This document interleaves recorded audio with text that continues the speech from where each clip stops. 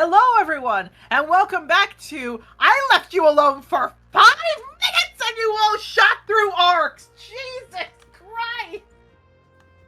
I mean, we've been playing for how long at this point? It was bound to happen eventually. I know, but okay, this is a little rambly, I'll get to, but first, welcome everybody back to Trothar Chronicles. I am very sorry for that, but holy Jesus. Players, how are we all doing today? Look, all I want to say is that none of this is Yaro's fault. Fair enough. No, it isn't Yaro's fault. He was the one, not in this. One of you started this event, and then the other told Lorelei because you thought she was sane. When she is not. Look, their thought process was mostly, hey, you're literally connected to this, so you'd probably know what it's about, and then was like, wait, what the fuck? Wait, no shit, wait. I feel like that was a pretty logical jump. It was. No. It was. I just find it funny. Willow just watching Lorelei fly away? It seems I was missing crucial data. Yeah, just like, shit. Fuck. No, that was a perfectly timed scene. Okay. So, context for everybody. When I plan out an arc, I usually plan out 3 arcs ahead. So, first arc is given its full, stuff. Second arc, bones and some muscle of the story. Third arc, bones. Fourth arc, the tent pegs, or the setting up strings and everything. Lorelei was not meant to have that box until arc 4. I put a note that if Octavio told anyone, this would happen. And then I put a tinier note that said, if Lorelei finds out about the box before this, she will take it. I did not think anyone would get that part. It's like 2 nat 1s being rolled at once. It's a miraculous thing that happens, but Jesus Christ! So this is our little miraculous moment. I, as a DM, however, am not pushing things too far. Players, you need some time to just relax. Do your tournament arc, but I can at least have some fun with this. Okay. So, there isn't anything big to go up. Again, I hope by the time this comes out that whatever I am planning, I'm not gonna, again, I've given a few spoilers for it, but whatever I'm doing for Wolf Tales is out. If not, I promise it's coming out really, really soon. I know the Wolf Tale crowd has waited for a while. I promise it's gonna be in the works. I promise it's gonna do good. For now, however, the other thing I will say is, of course, if my players ever jump ahead with the arcs, I'm not gonna be mad. If I ever sound mad, it is totally a joke. I love all of these guys. They're my polycule. Of course, I love them very much. They are very, very, very, very good players and very wonderful partners. Just holy shit. I was like, God dang it, why did we jump this far? Well, Arc 4 will be a little bit shorter than I thought, but that's okay. Oh, no. Alright, players, are we ready? Yep. Yeah. Okay. So, players, with that said, let's get over to our warnings. Trothar Chronicles is not intended for young audiences and may contain themes such as violence, sexual assault, trauma, animal abuse, Greek-inspired incestuous thoughts that are never played out, and of course, certain topics that will come up more prominently through each section of the arcs. This one is going to be specifically mortality and talking about possibly lies parents tell their children, as well as other things. Of course, viewer discretion is advised. Please take this at your own pace. Of course, this is also an improv show. I have no control over what is done, as we saw from last time. So, if, of course, you see something and it makes you uncomfortable, please don't put your mental health first. I want you always to focus on that instead of, watching the series. And, of course, this goes for our players as well. So, players, are we ready to get playing? Yeah. Remember the number 1 rule about D&D. Everything is made up and the points don't matter. Hey, I play my stuff ahead in advance. I just sometimes have to snap quick with decisions because you go fast. All right. So when we last left off, everybody was settling in. Different people did different things. Everybody did their own kind of time to breathe. In the case of Octavio, he was roped into, because he told Jocelyn what was happening, about Gildor. Gildor is not happy with him, and basically just got super angry when it sounds like Gildor is going to be arrested and taken out of the teaching. Then over to Yarrow. Yarrow had a nice time. He made some deliveries, he got his clothing, he went to the tournament and signed up. And then, of course, Willow got to go spend time with Victor. Got to calm down in a nice little sensory deprivation, and found out Victor might be saying, in subtle but not subtle ways, that he might really, really like Willow, but doesn't want to say anything because student and teacher. But also revealing that the Sovereign has someone new, as his parents have said, but someone new who he really likes, and possibly could be the one taking over, giving Willow an ID. Of course, Octavio came back, explained a few things, Yarrow was well talked, and Willow went over to see Gildor. Arguments happened, things happened, and Yarrow and Octavio actively went to talk to a summon, who revealed that Octavio's blood did indeed have something, as well as some other ominous cryptic things.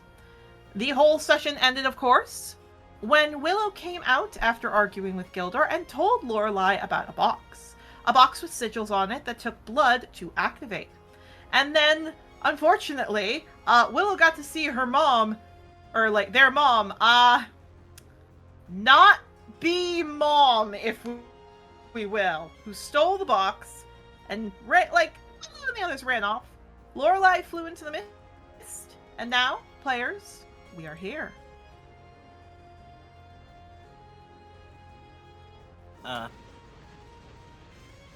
What is happening? Why was Lorelei here?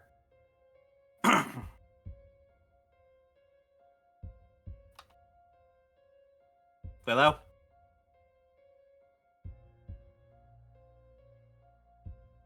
Willow? I think possibly the internet died, which is hilarious. It happened there. Oh boy. No, wait. Wait, nope. Yes, so we're just getting a message from Willow's player that it looks like there is just a little microphone issue. So we'll do a little bit of stand-up. Did you hear the one about me ripping up all my notes, huh, Ben? Did you hear that? I mean, this hasn't been the first time this has happened with any of your campaigns. I'm just saying. No, it hasn't been the first time, but this is the biggest jump I've ever had. Like, holy shit!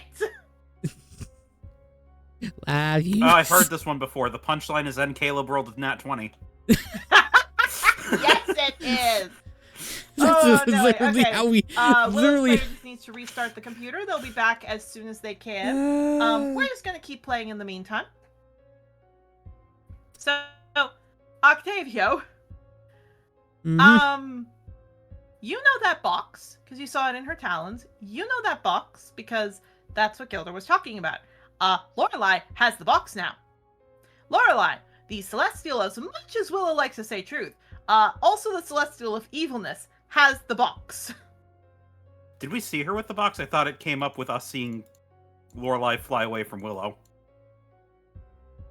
Basically, you saw in the sky she was holding a box in her talons and then disappeared into the mist. Yeah, because we were entering the office, and Lorelei was in there, and then No, you exited the forest. Willow was running from the jail cell, and then she shot into Morven's room and shot back out with the box. Okay. Basically broke one window, broke the other window. Well, that can't be good. Indeed. Funny enough, Lorelei could obviously do more damage. You don't see any smoke. You don't see any fire. There's no, screaming people. She didn't kill anyone. And you don't know if anyone was in there or not. It's just, they weren't there. And she just grabbed it. So that at least is a little better. Oh, Hello. Hello! Dear God, I had to restart my computer. I. That is okay. Switch. No, so you could hear everything, sweetie, so then you know what was said. Just like, Lorelei has the box, Yarrow asked what happened. Yeah, it just looks around. I told her about the box.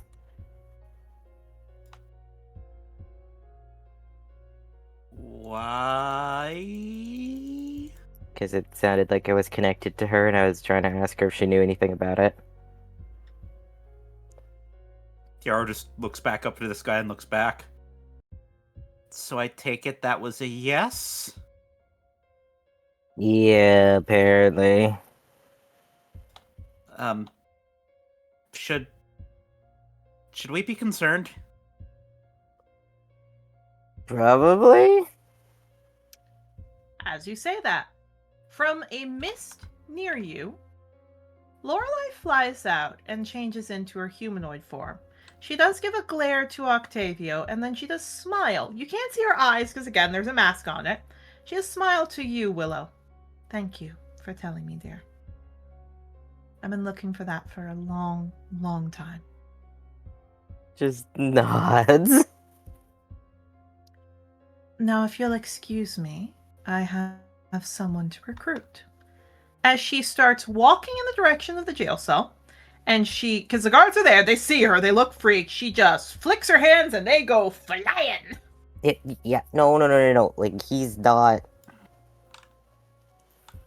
I don't think that's a great idea. She looks down to you. I'm doing this for you. You don't understand and you won't. But I promise you it's needed. That does not sound like good words. She looks over. Tell your father I'm sorry for what I'm doing to one of his areas. I'm sorry, what? I need one of his sanctuaries. And I promise it won't be others. I'm sorry. Slow down. What are you doing? I don't want to say. Why? If I tell you, he'll know.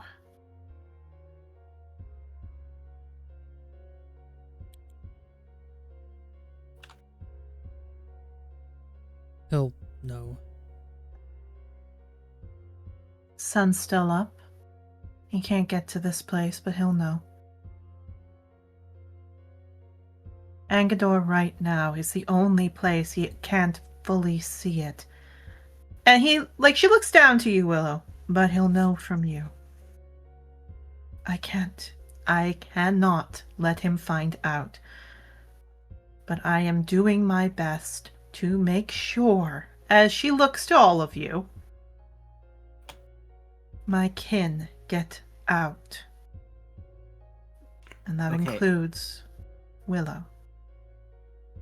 Okay, hold on for one moment. If you're planning on doing something to one of Alder's sanctuaries on Angador, you realize that's tantamount to declaring war against him. And I will declare war on any of my family if it means me and my kin get out. I'm not doing this on Angador, but I can't tell you where. Gildor is the only one that knows how to work that device. I'm going to talk to him.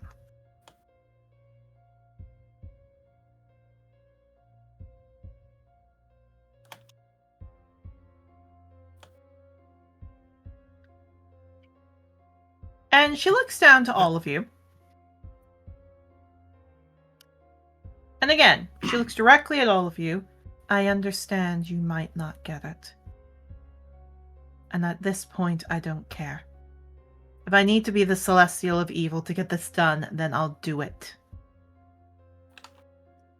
But I'm not leaving my kin alone in this plane with him. And she looks down to you, Octavio. You, however, can stay and burn for all I care. The only good thing you've done is somehow bring him in a position that I could get him. Is that all I am to you? You killed her, and so I guess it's fair if you die. I don't even know what you're talking about. You never do. Yes, because no one tells me shit. All I get are vague visions that I can barely make out. And the one that I want to look into more, they say I'm gonna break my soul, shatter my soul if I do. You will. But it's a gamble I wouldn't mind taking. Yeah, let's not do that. She seems to look annoyed, but then looks down to you, Willow. I am going to go ask Gilder. If he chooses to come with me, that's his choice. But I need him. I mean, he's probably going to agree. He seems desperate. She looks back, and that's the best time to get someone. And it's also the time that they're going to make the most mistakes and not see the bigger picture. Then I'll know what not to do, and he'll suffer, not me. Not quite sure that's exactly how it's gonna work.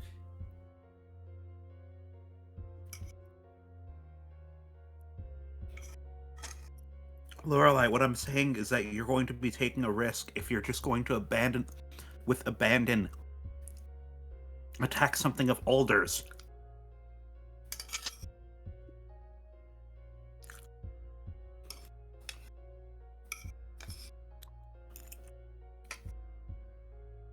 Even if it's for a just cause, it's going to have repercussions that you might not be able to be ready for. Not ready for. And she looks down. Do you think I was ready for when all of my siblings and I had a curse put on us to bow to a pedophile's whim? Do you think I was prepared when my mum became some zombied, drooling idiot? Do you think I was prepared? And just looks at Willow for what happened. Yeah, Willow gives her such a look like, do not talk about it. it's She very much doesn't. like, it's like they knew it was going to be brought up. I have followed the rules for my entire reign. I have made sure to keep the peace. I have bowed and boot-licked to that monster. And nobody listens. You want to know what's fun about getting the domain of evil and the domain of truth? That no one listens. Thousands of years, no one listens. No one cares. As soon as I tell the truth, everyone except a few call me insane. Everyone ignores me, and everyone calls me the villain. So I'm tired of trying to help everybody. They want to go get killed? Fine. But I'm not going to let those who listened do it. And just looks to Octavio. Maybe I shouldn't blame you for what happened. But your soul is what started this, and your soul is what causes the downfall every single lifetime. Points to Yarrow, the peacekeeper. Points to Willow, the arcanist. And then points to Octavio, the traitor. Always your positions, and always what happens. Perhaps Gilder won't get it the first time, or the second time. I can steal enough people from Ulysses' island in the Holy Archipelago to test this. So long as it gets done, I'm fine with it.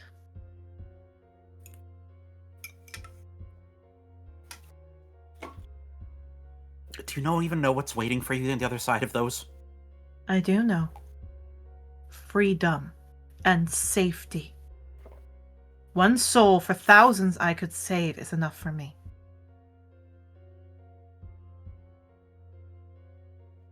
The only reason I can't grab him, and she glares at Octavio, is I at least don't want to hurt my own children, and unfortunately, you're one of mine.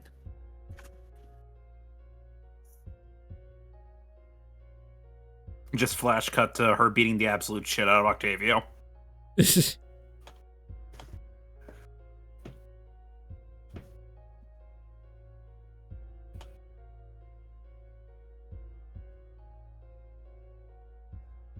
Look, I'm not saying obey Ulysses' reign. I'm just saying give it more thought than just doing this out of the blue. I've been thinking about this for centuries. I just couldn't find the box. Now that it's here, I'm not wasting my time. If Gildor chooses to not go with me, fine. But I'm still going. And she starts to walk. That's it then.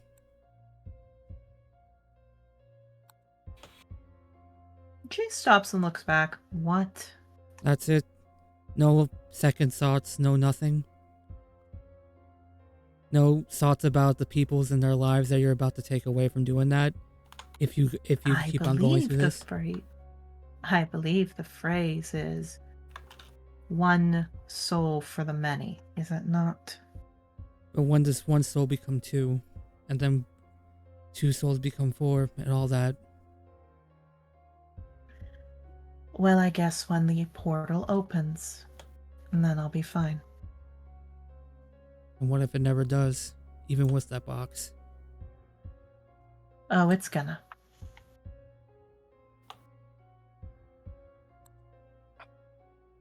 She looks to all of That you. was the first thing that came to my mind. Oh. What if tomorrow comes and breaks the dawn? Wow!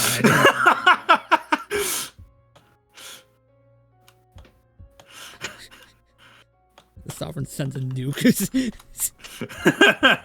Like not even magic one, just a literal fucking nuke. Here. So, Lorelai looks to all of you. You can try to stop me if you want. But Gildor has to make the choice of his own free will.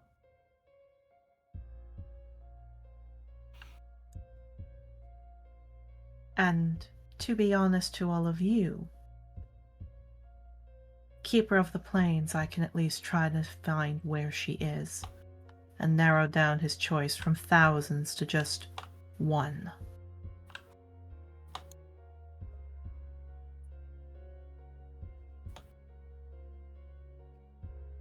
Yeah, I was just gonna look to Willow. Look, if she's gonna listen to anybody, she'll listen to you. She doesn't listen to me. She's not gonna listen to us. They just sigh. It doesn't. They rub their face. They know this isn't gonna work. They've tried to talk her off the ledge before. Just like this doesn't work. No, every time you try to talk her off of visceral image. Oh my god. Look, every time you try to talk her off the edge, she just goes, I'll do a... She's like, you're like, don't jump. And she's like, bet. And then does a goddamn flip. Literally. Flips you off with both wings and then just flips off. I cannot describe further that they just look exhausted. This is a situation they've been through 100 times before and it's never gone well. Like, they're not speaking because they already know what's going to happen. They just sigh and just go like, I don't think it's a good idea, that's all I'm gonna say. He actually stops.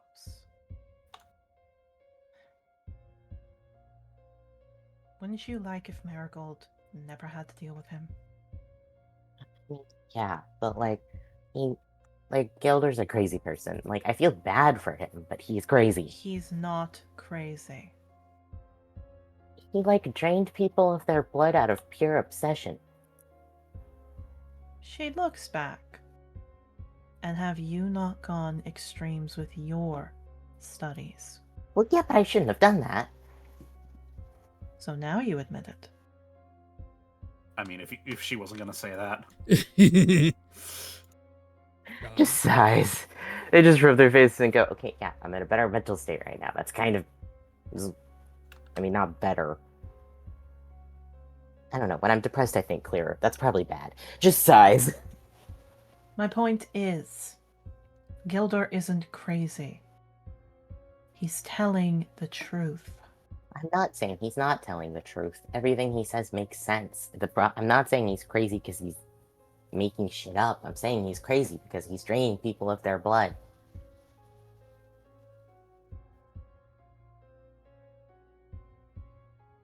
Like, there's different forms of crazy. She nods. Regardless, if he tries anything with me, I assure you I can handle it. This isn't out of worry for you.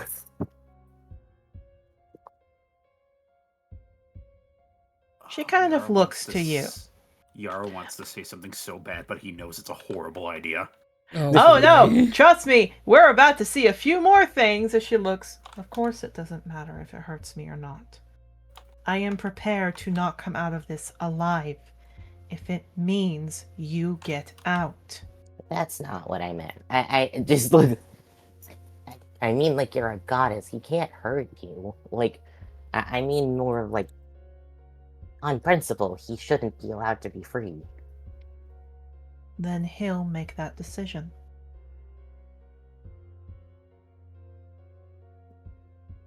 And no, she turns into a... Oh, sorry? They just go... He, like, already got arrested because he's a bad person. Like, I'm not saying that this is, like, a clear-cut situation. He... Like, I get his motivation, but... Like, he's dangerous to mortal people. And if you had a way of getting Amelia, but it cost lives. I wouldn't murder people. But you desecrate graves and hurt the souls. That's different. Just size. I don't hurt living people. Except goldfishes. I didn't feel good about that either. I literally cried the whole time I did it. I know that. And she kind of turns. Again, in her bird form, she flaps. But you recognize that one soul being sacrificed could save thousands. Yeah, a goldfish. That's different. But you still sacrificed one soul. All he is doing was he made a miscalculation. He did not realize that there were more planes than he knew, and drained 2 individuals on accident, not purpose. I don't mean it, you know, like he's a dangerous person willingly, but like if that's something he can do on accident. Like that's not good. She seems iffy, but does turn to Yarrow because she sees him moving. Yarrow kind of looks at her. You really don't care who gets hurt as long as you get what you want, do you?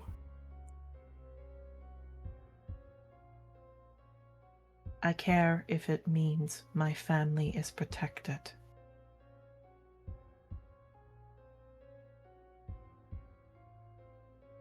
So what did you get out of telling Zarola to make me leave? She turns in her bird form. She flies in front of you. I saved 5 souls.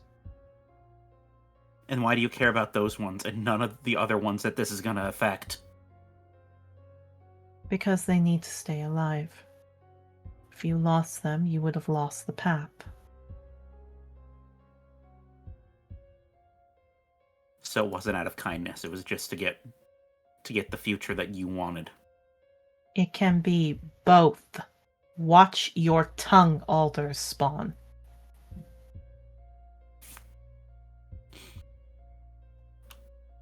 He looks genuinely upset with that response. Yeah, Only Willow for, one like- set. She just glares. Only one set of your children need to survive. I did not wish you to lose children like I have. So I gave her the warning. Willow like looks back and forth between Lorelei and Yarrow for a second, and then kind of like looks at Yarrow and looks back at Lorelei and just goes, I don't think this is helping. It goes over to Yarrow to try to comfort him. He takes a breath and shakes his head. No, you're right. Sorry. If I have to be the bad guy in your story, looks to Octavio, your story, and even my child's story, then I'll be it if it means in the end you all leave. That's all I want. Leave for what? A life away from here? Yes.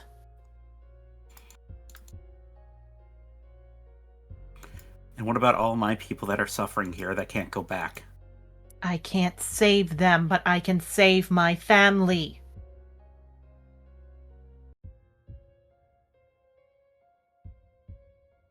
No one listened to me back then about the callers. No one listened to me back then about what happens to the people who go in his castle. No one listened to me. I'm just getting who I care about now out.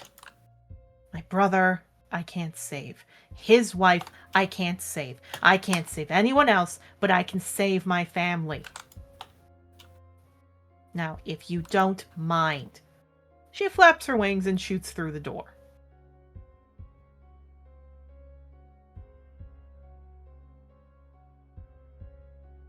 Yeah, it just doesn't stop her this time because they're kind of more focused on Yarrow. Fair enough.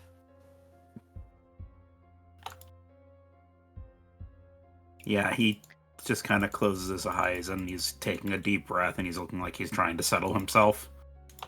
And he looks at Willow. I don't want to hate her, and I understand why. I can understand where she's coming from. But it's getting really hard to ignore the damage that she does.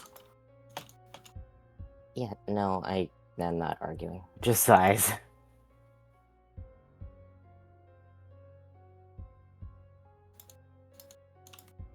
This just doesn't seem right. None of it. There's kind of no talking her down from it.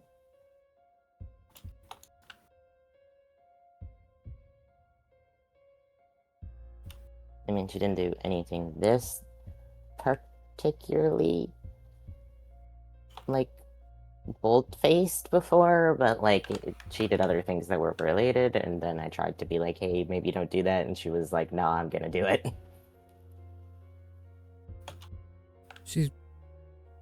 She's been like this before with you around.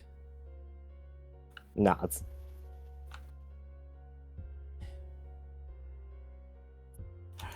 I'm sorry you had to go through that by yourself. I mean, it's fine. Just shrugs. It's She's honest. been there literally my entire life. It is what it is. Why is something being rolled? Nothing. Keep talking. Nothing is happening. Ignore what is happening. Yeah, Octavio like turns around to look at both and is like, it just seems wrong to just run away like that. You know what I mean?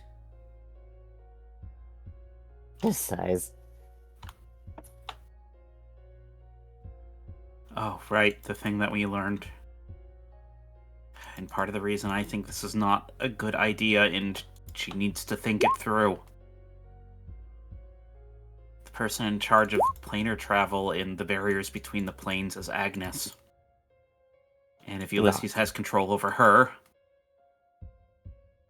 then it doesn't matter what Lorelei does. Yeah, I assumed that was probably a good chunk of the reason why he did that to her. I mean, other than the, like, he's obsessed with her thing, but, like... I don't like these rolls that are happening right now while we're having this There are a lot of conversation. dice going off. What the fuck? I just need to roll 2 more. You all do what you need to do. Oh, God.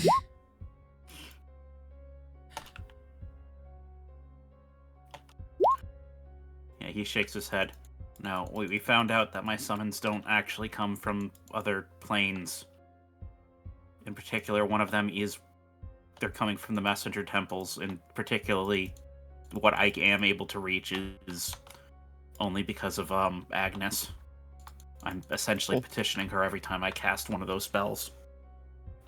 No, that makes sense, I guess. I mean... I talked to her before. She's, like... I mean, she's not all there, but she's nice. I'm guessing she's either oblivious or powerless to see the things that are going on. No, she's, like, out of her mind. Like, she is not there mentally. Given how she has a how many centuries old grudge against apparently my soul, that seems very plausible, so... Besides, no, Agnes, her horn's broken. She has no idea what's going on most of the time. She's not mean, she's just... Oblivious. Yeah, she has no idea what's going on.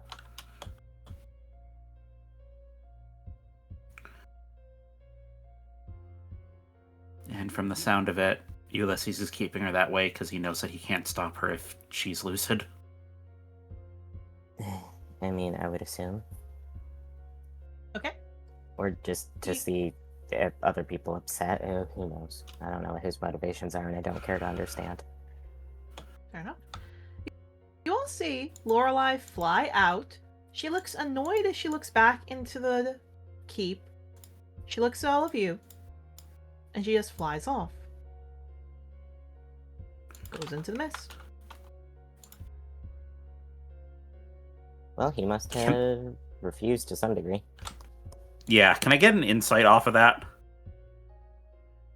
Go ahead. I'll roll her deception. Can I try to, please? You guys would have to not... Wait, no. That would be her other part. No, so you have a chance. You actually have a chance considering her deception. She's Lorelei. She doesn't have deception. Come on. Let's fucking you have go. To beat an 8. Willow, you can beat this! Come on, Willow. I believe in you. Oh, well, my insight is good, yes. Considering what Lorelei rolled. Lorelei children are very good at figuring out what other people are thinking. They're very bad at hiding what they're thinking. Yeah. So, the best way I can describe it is it's the look someone gives when it's like, it's an inconceivable thought. It's a thought that you were so sure would happen one way, so positive it would happen one way, that the fact it is not happening this way is almost impossible, and it is making her mad. She seems a little relieved, so maybe Gilder gave her something, but he didn't go with her. Do any of you want to go take a look, or do you all just want to leave this be?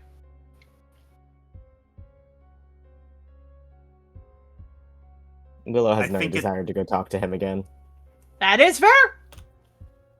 I think at this point we're going to get in more trouble and things are going to spiral more out of control if we keep trying to push what's going on. Yeah. Very good. All right. So with that out of the way, Lorelei has the box. maybe something else. And all of you get time to take a breath. So, I will say it's roughly about 4. It's almost time for dinner. You actually see a lot of people heading over to the mess hall soon. To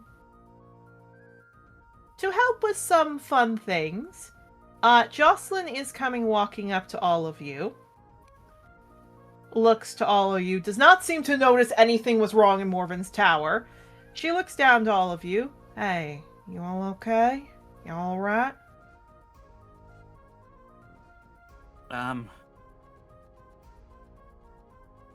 Relatively, we've been through a lot worse. I heard. She kind of looks. Octavia, I'm proud of you for finally speaking the truth about what was going on with Gildor. And she looks to you both, Willow and Yarrow. I'm very sorry I didn't know that was going on. I had no idea he was doing that, and that wasn't okay.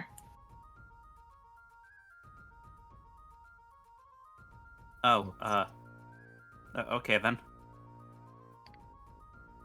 We sent a letter out to somebody who we think would be a great professor. He'll be taking over for Gildor. I believe you all met him. Sebastian Stormwind. He'll be taking over as our new magic professor. Even if we don't give Gildor jail time, he cannot teach here anymore.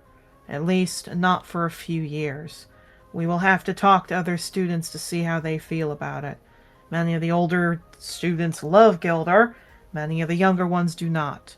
We'll need to take statements and everything, but that will be... She kind of looks at the guards. Another... Why are they passed out? Know what? I want to know. It has been a bit crazy today. Yeah. I got some news for all of you. She hands a note over to you, Yarrow. He opens it and looks at it. It's in very cursive handwriting that says, "Hi, I'm technically your boyfriend's stepdad. Could you meet me over by the mess hall?"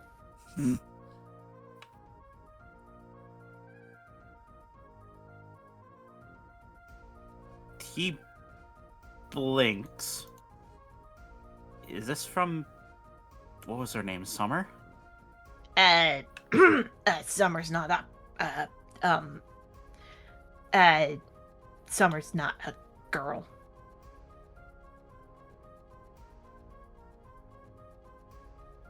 Oh. He kind of blinks and looks back. Okay. But, yeah, it's Blackfeather's new mate. Got it. I'm just gonna go actually, get to the room and change so I have clothes on. Looking at the fact that he's still been shirtless. Yeah, she nods yeah, that would be good. She hands a note to you, Willow. It's in very messy, scribbly writing that you recognize as Clover's, which specifically says, Sapphire's offered to watch for the night. Why don't we get dinner? It's okay. And then finally, to you, Octavio, there is a letter that specifically says, I am in a... I guess the best way to put it is, I am in Shepard's office. Please come see me. And there's an A. So, you know that's Adagio Octavio. Yeah, blinks at that. It's right, the original reason why I set out on this today, okay. She nods. Regardless, Sebastian will take over. Which, unless I'm mistaken, he is... Because I don't believe she knows this. She just starts walking. No conflicts with him from what I got. Thank the Celestials. No experiments. No hidden things I need to worry about. He is completely safe. Yarrow and Octavia look over at Willow.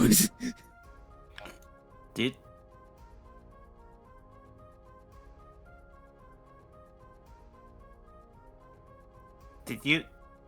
Okay. What got said? Sorry. She said that there was nothing wrong with Sebastian, that there was no, like, prior history that she needed to know about. Like, with any, incidents. Just shakes head like no. Totally not. Willow. Willow. Look, in her I'm- mind, she knows that Willow is like Willow's daughter was being taken care of by Sebastian. That's fine. She does not realize the two of them like each other. Does she know that he was head of the asylum that we shut down? She does know that. She knows that. But from what it sounds like, maybe something changed. Like, maybe it's fine. But what she means is she doesn't think there's any conflicts gonna happen.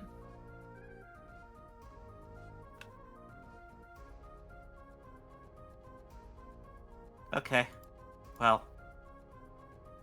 If I stand and I think about this anymore, concentrate more on what's going on, then I think I'm gonna have a mental breakdown. So I think I'm gonna go get dressed and then just move on with the rest of my day and pretend this never happened. Yeah, fair. I don't know, man. I got shit I had to figure out before all this shit happened anyway. This is not what I wanted to think about right now. We need to get drinks sometime. I don't drink alcohol, but sure. Not just drunk to get drunk. Just us together, just with the people we love, just kind of mentally decompressing after all this. Willow can have the me experience of drinking the prettiest looking cocktail in the entire world and then disappointing everybody when they find out it's non-alcoholic. So I'm just thinking of the Lou Wilson bit of like the non-alcoholic bars from fucking Make Some Noise. Dude, literally what the fuck? I fucking at that Christmas party I went to, I was drinking the fucking best virgin margarita I've ever had in my life, and everybody was like, "Ooh, what is it?" And I'm like, "It's not alcohol," and they're like, "Oh." You're like, bitch, I gotta drive myself back after this. Wasn't even that, they just wanted it too, and then they were like, "Ah, shit, there's no booze." You can have it without the booze. Did it have like non-booze like stuff in there for like the flavoring that the alcohol would be, or? I think it had non-booze tequila. I'm not entirely sure.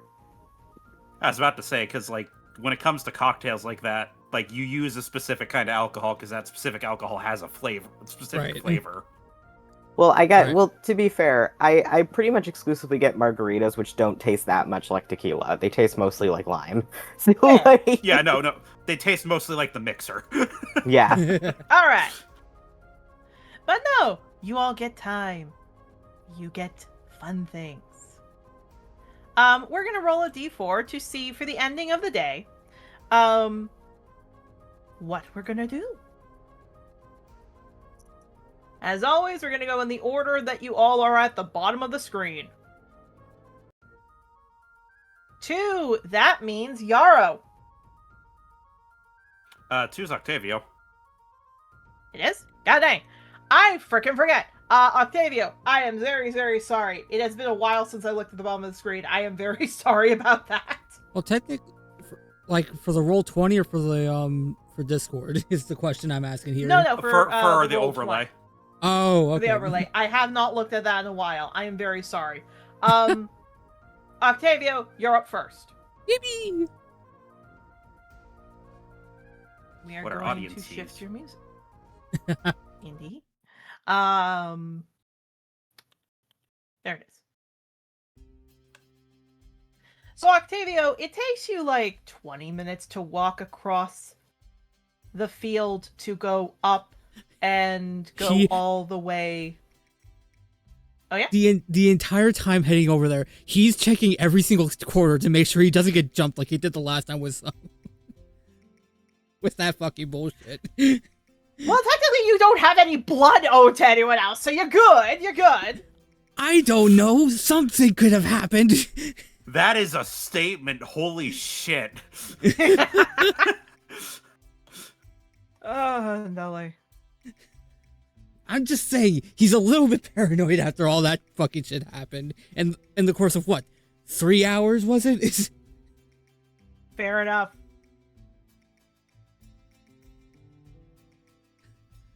No, he's Okay. So, there is no one that comes up. It looks like whatever mystical beings are not gonna come at you. You're fine. fuck you, gods. Please leave me alone for one day. Excuse me, I'm playing this right now.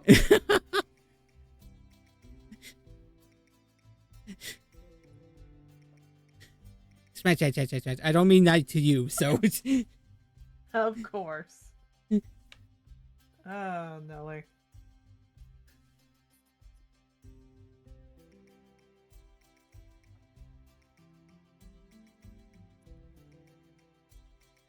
But no.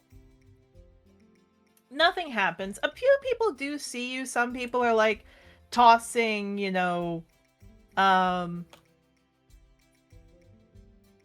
like tossing over to you, or above you, really. Like food to each other, or having fun, or looks like for Felinines just showing off their skills, to get people interested. All that kind of fun things. For the other half, they're just, I guess the best way I can put it is they're just spending time. They're just hanging out, or they're just eating food, or they're just relaxing. Not much else.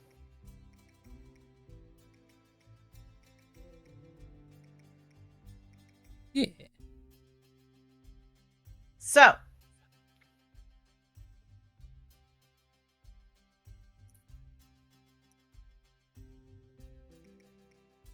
eventually, when you go past the mess hall and you go up to the rooms and you go all the way to Shepherd's area, sure enough, you see that Adagio is sitting in the room, just looking around, and then looks to you. She can't see you, but she can smell you, and she does see some parts of you as she smiles. He smiles, walking up, like, hey there, stranger.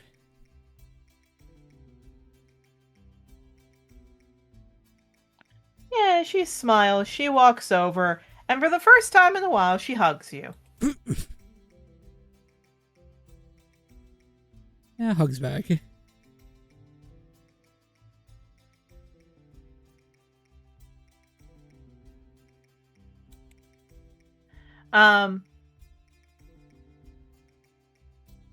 The best way I can describe it is she does hug you. You do hear behind you, well, good to see you got the letter. Looks over at Shepard, nods. Yeah, Jocelyn just gave it to me just a little while ago, so...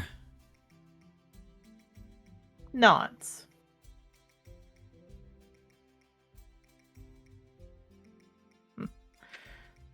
So, are you ready?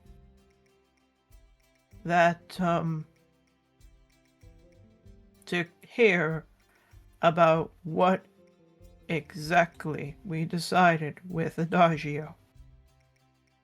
He nods. Yes, I would like to know. First off, her parents will be here in a matter of weeks. She does look nervous, but nods. They will be given her care. That is step 1. Step 2, and he turns to you. You will be in charge to see if she has reformed. Blinks about that. I'm to see if she's reformed. Nods.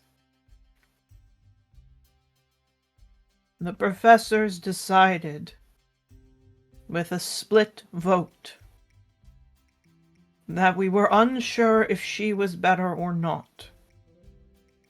And we agreed that she probably could not be calm and really change unless we saw significant improvement, and of course, as he looks to you, that could greatly help from having someone she trusts.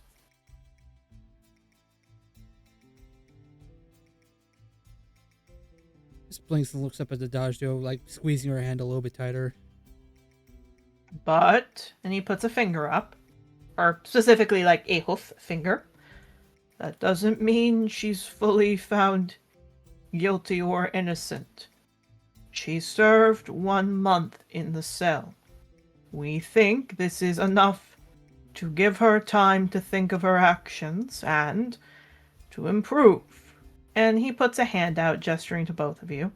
She will be allowed to stay on the school grounds, and from 2 weeks from now, we got a message which we believe will give her enough time in those 2 weeks to practice and go on a mission with you and the others. I did hear something about another mission in a couple weeks' time. I did hear about that. Nods. We have been getting notes and letters from many people requesting help over across the island. Seems we shot the bees out of their nest, and now they're going to sting everyone. Where exactly was the message from again? He puts out 5 notes and pushes one forward. Flames reach the northern tip. Right. Okay.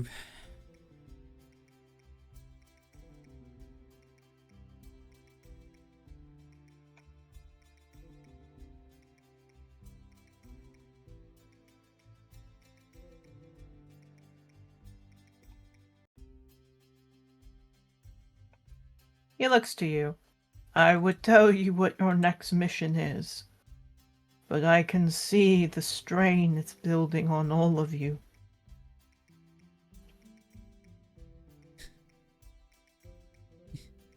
You know very well at this point that we don't need missions to find ourselves into trouble, especially here at the school, so... I know. And he looks to Adagio and waves his hand. He kind of stops because he remembers, oh yeah, she can't see. So he taps his hand twice on the desk. She nods and looks. I gotta go stand outside. I'll be right back, okay? Gotcha. I'll be right back. I'll be right out with you, alright? She smiles and walks off. As soon as she's out, and as soon as the door's closed, he turns to you. I also want you to know we will not be executing Gildor. Yeah, he blinks at that. I understand. I don't even really think, if we'll be honest, he's going to get much of anything.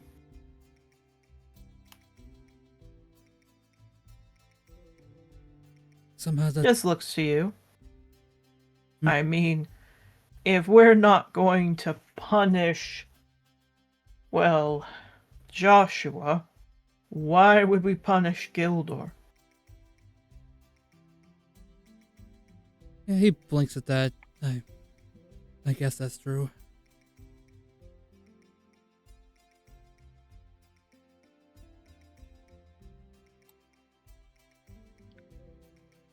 Just nods and chuckles. No. He will definitely probably not have a teaching degree here. And he will probably, well, have to explain a lot. But of course, and he smiles to you, I'm proud of you coming forward. You helped a lot of people, so thank you. Yeah, he just gives a nervous smile and nods. You're welcome, I guess, but... I guess I still feel very uneasy about just the entire situation.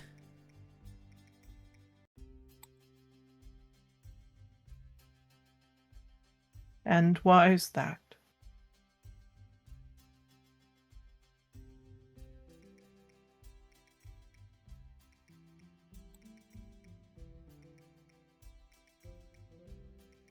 It's hard to explain, but especially this last time when he was saying there was something different about my blood, different than most other demi-celestials. It felt like I could actually truly understand, like, what my entire history would be at that point.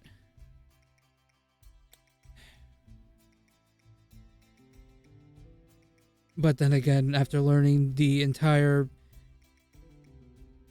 history about his actions way before I was even a thought, kind of makes me glad that I didn't go all the way through with it and was able and told you all. He nods. Trying to find out who you are when it's not ready is not the best. I'm happy you learned that.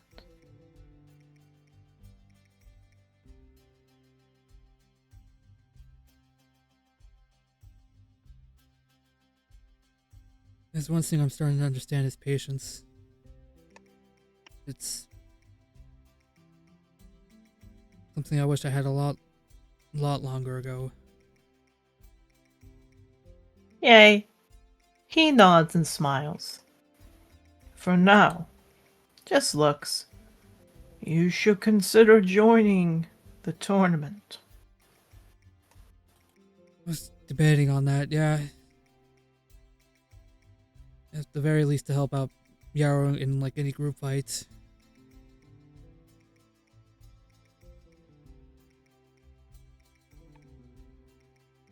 Just nods and smiles. Of course. So, just puts a hand out. You can go now. Oh, as he's walking out, I was like, oh, should I be worried about where Adagio is going to be staying, or... No. She'll be staying in one of our spare rooms for now. For 2 weeks, we'll be keeping her isolated.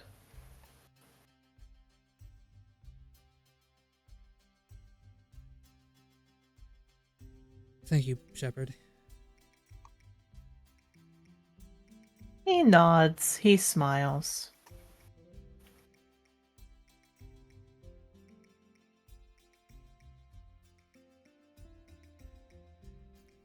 And he walks out. You do. That's your little interaction. Oh, Now we will boy. roll again. Because I will say this.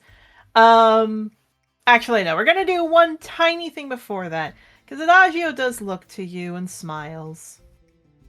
It's nice not having bars anymore. It really is. He says he goes up and just hugs her again.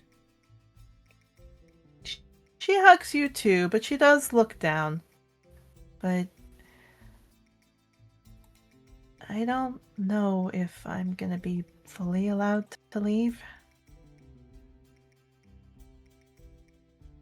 Yeah, he kind of looks up, steps back a little bit.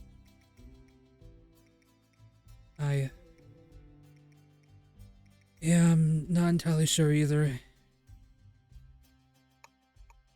But hopefully they'll allow at least me to see you, and hopefully my friends as well. She nods. Well, see. At the end, Brio also has to decide if he wants me to, I guess,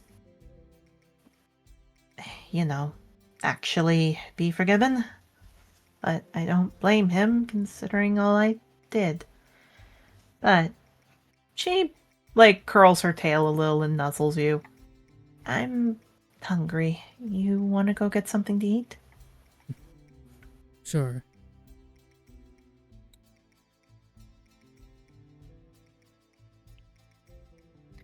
Yeah, she smiles and looks. Oh, and Octavio? Yeah? She gives you a kiss on the head. I've been waiting to do that for a while. Come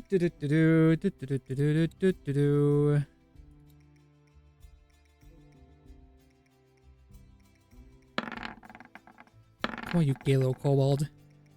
No, I'm not accepting Well, that. you did just have to deal with a giant issue via Gildor. That's better. Okay. Yeah, Fair enough. he blinks at that, smiles. It's great to have you back, Adagio. Yeah, she smiles. My choice. I'm gonna pick a fun one. Okay. So she smiles down to you. It's great to be back too. Yarrow, we're gonna go to you next. Awesome. So he's starting off by, before he goes anywhere, he's going back to the room to change into his new clothes. You do. You change into the new clothes. They're light and airy, just like you requested. They are a little bit revealing, though. Do you want me to describe for the people at home? Of course.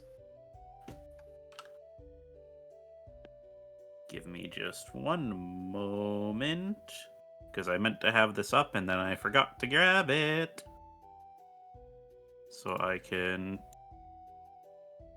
accurately say what it is.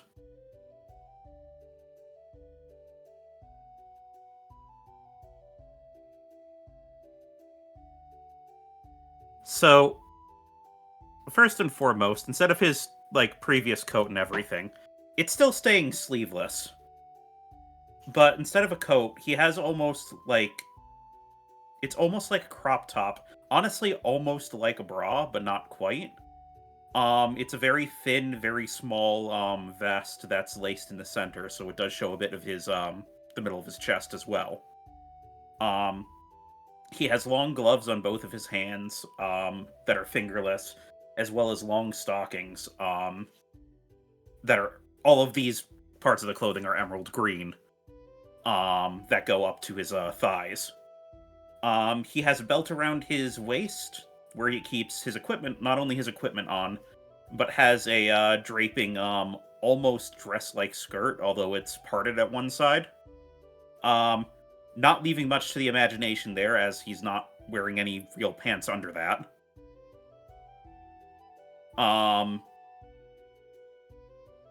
And that part's a bit of a darker, green. So it's showing off a lot more skin, but, it's not that slutty. Yeah, damn, Yarrow, hoe it up even more. Yeah. And then it goes good with the thin twin tail, of his, cloak of protection. But plenty of room for armor to go over it after, his armor comes in. Fair enough.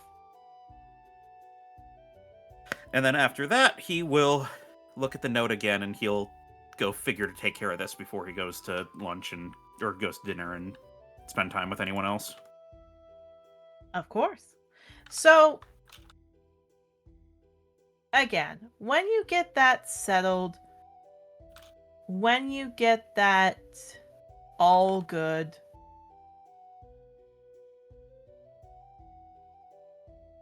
it does look very well. I assume you're walking down to go meet Summer. Yes. Yeah, so as you go to walk down to meet Summer, people are really confused when they see you, very, very confused. They're like, okay. Whatever's going on, okay. Boy, why are you dressed as a hoe?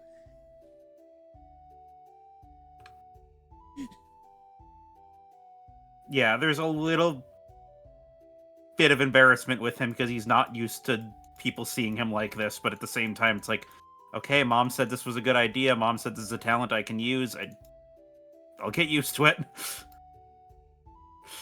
I can't wait for all of Team Undergrowth to just have nosebleeds seeing fucking Yarrow. That was the plan, was that he was gonna walk into their room looking like this and just see what happened.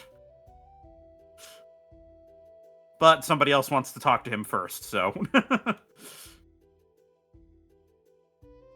Yeah, so as you go, and as you walk, and as you look around, sure enough, you see, to the best of your knowledge, sure enough, a tabaxi. A very big tabaxi, which, because I want to make this very clear.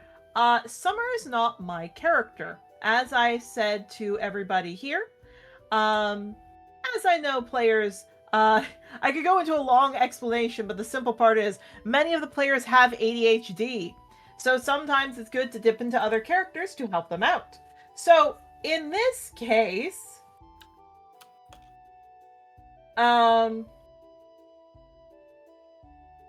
so the best way I can describe this is a character that Caleb made, and he's very, very sweet. He's just a little mother effer. I love him very much, but he's also a little mother effer. Oh, Nelly. Okay. So, I am trying to find a picture of Summer. Sweetie, do you have a picture of Summer you could share so I can describe it, please? I don't have it, I don't know where to find it. It'd take me a Nope, minute. that's okay. I think I found it. So, first off, the best you can guess is that this is a very flashy kind of tabaxi. Yarrow. It's got a lot of gold on it with some white, a little bit of pinks and everything else at the nose kind of idea. It also surprisingly has a little bit of black patches on it. And although, yes, this tabaxi looks very feminine, very clearly you can see that this tabaxi is also trying to dress masculine and everything else. So you see what Jocelyn was saying, is it Summer's not a girl, Summer is a man. Kind of idea. Well, great that I got dressed like this before I came and talked to them then. Yeah! Common ground!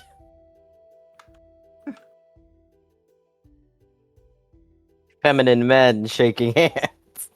Yeah. Exactly!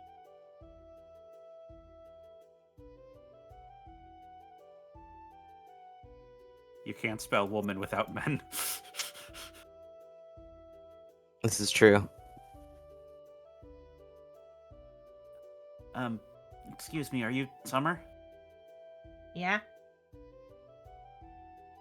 I'm Yarrow. You wanted to talk to me? Oh, you! Yeah! He goes up and shakes her paw. Nice to meet you. Nice to meet you too. Thank you, by the way, with the, affidavit you wrote.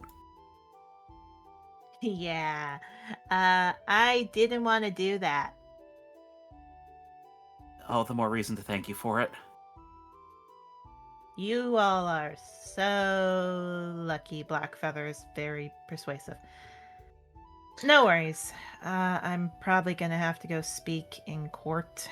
We'll see how that goes. But yeah. Kind of claps his paws together. So,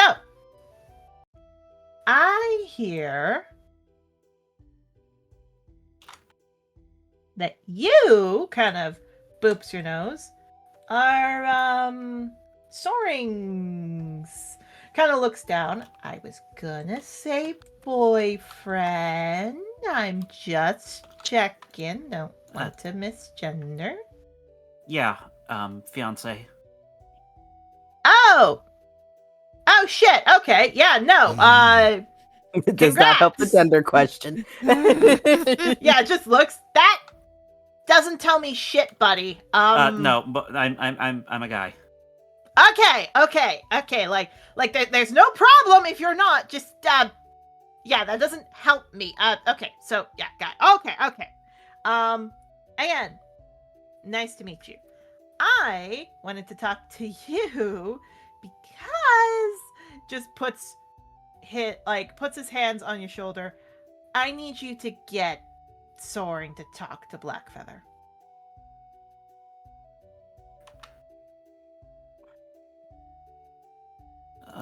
That's a little easier said than done. Oh, I know it is, but considering the guy I love just came home and looked like he wanted to kill himself, I don't want that happening again. So, can you get him to talk? I'm not saying I fully get what's going on. I'm not saying I totally get it.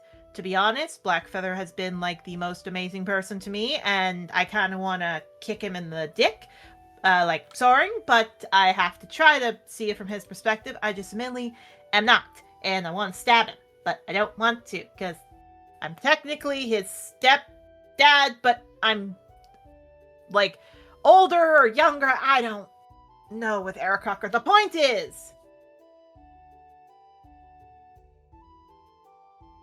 kind of just looks to you. I really, really want this to work for him, okay? I understand.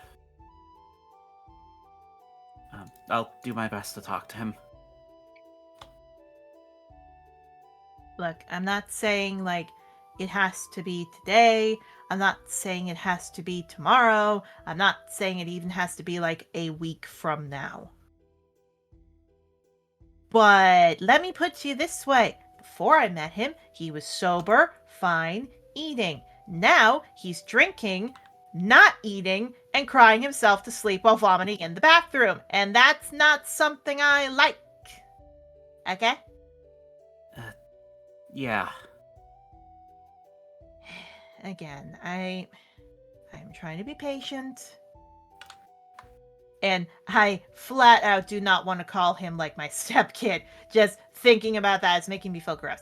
He's not my stepkid. He is just a kid that my partner had with someone else who I'm very sad she's upset. I am messing this up. You get my point. Yeah, no, I understand.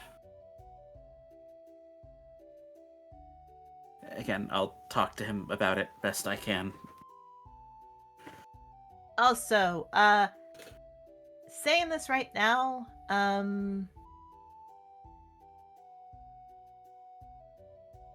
I just want you to know that, I don't really know where you came from, but, well, I don't want you to think like I'm gonna be, I don't know, like trying to act all uppity. I got Blackfeather's, well, interest. I am very happy, if we will. But I'm not gonna, like, if I see you around here, try to, like, demean you. But if your partner messes with mine, he kind of snaps his fingers, like cracks them, moves his wrist. We're gonna have a problem. And I'm sorry if he's gonna come out bloodied.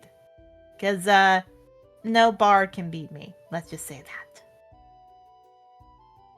that. Understood. Good. Anyway, just claps his paws, turns around.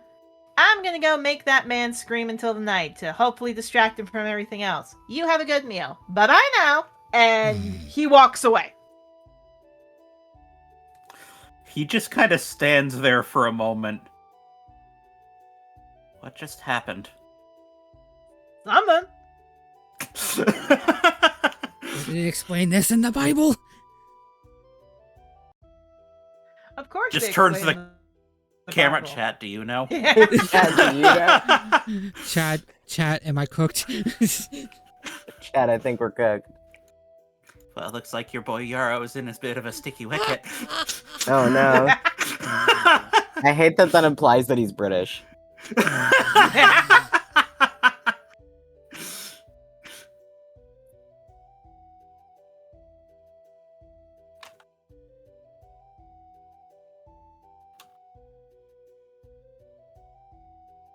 All right.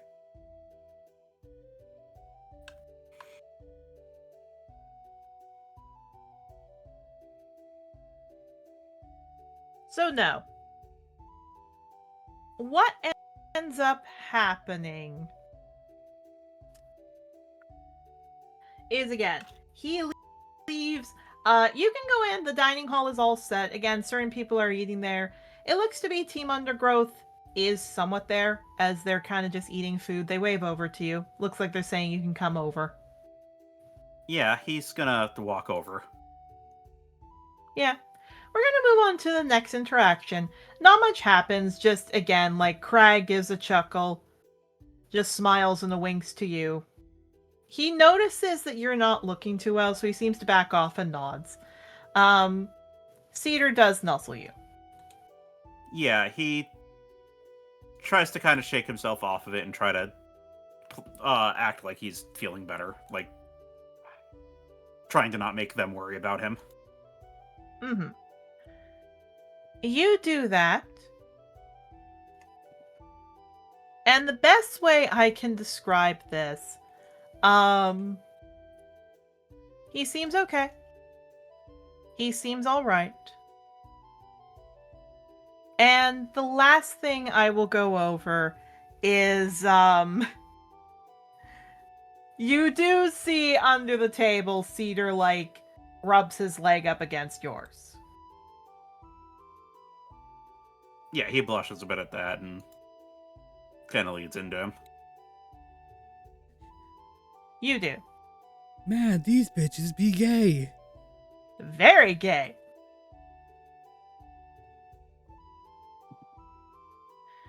Look, Last after but all not- the horrors we've peeped, can I not just sit here and be doted upon by a bunch of Pecora? Did it upon. Shut up. What? I'm angry because I'm not the one that said that. Fair enough.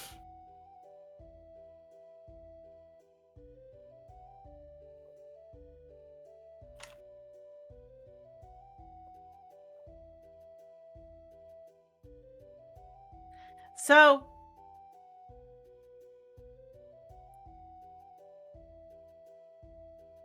what I will say, because I want to make this clear,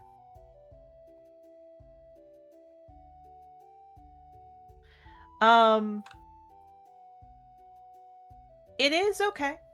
Not much happens. You get a little time. Willow, you get to go let out a lot of anxiety with Clover. Just like Clover, there's many levels that I need to talk about this entire situation about. There's lots of layers going on here. Yeah. I have many But concerns. first off, can I scream into your wall? Funny you mentioned that. So, Clover looks a little tired when she sees you. She waves. You roll a deception to see how well you can hide this. Oh god.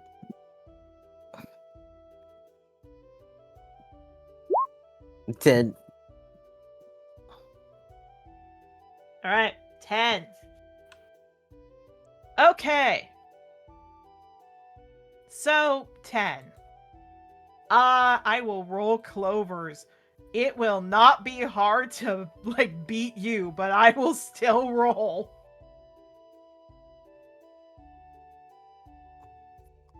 Okay. Insight, baby, because you get advantage.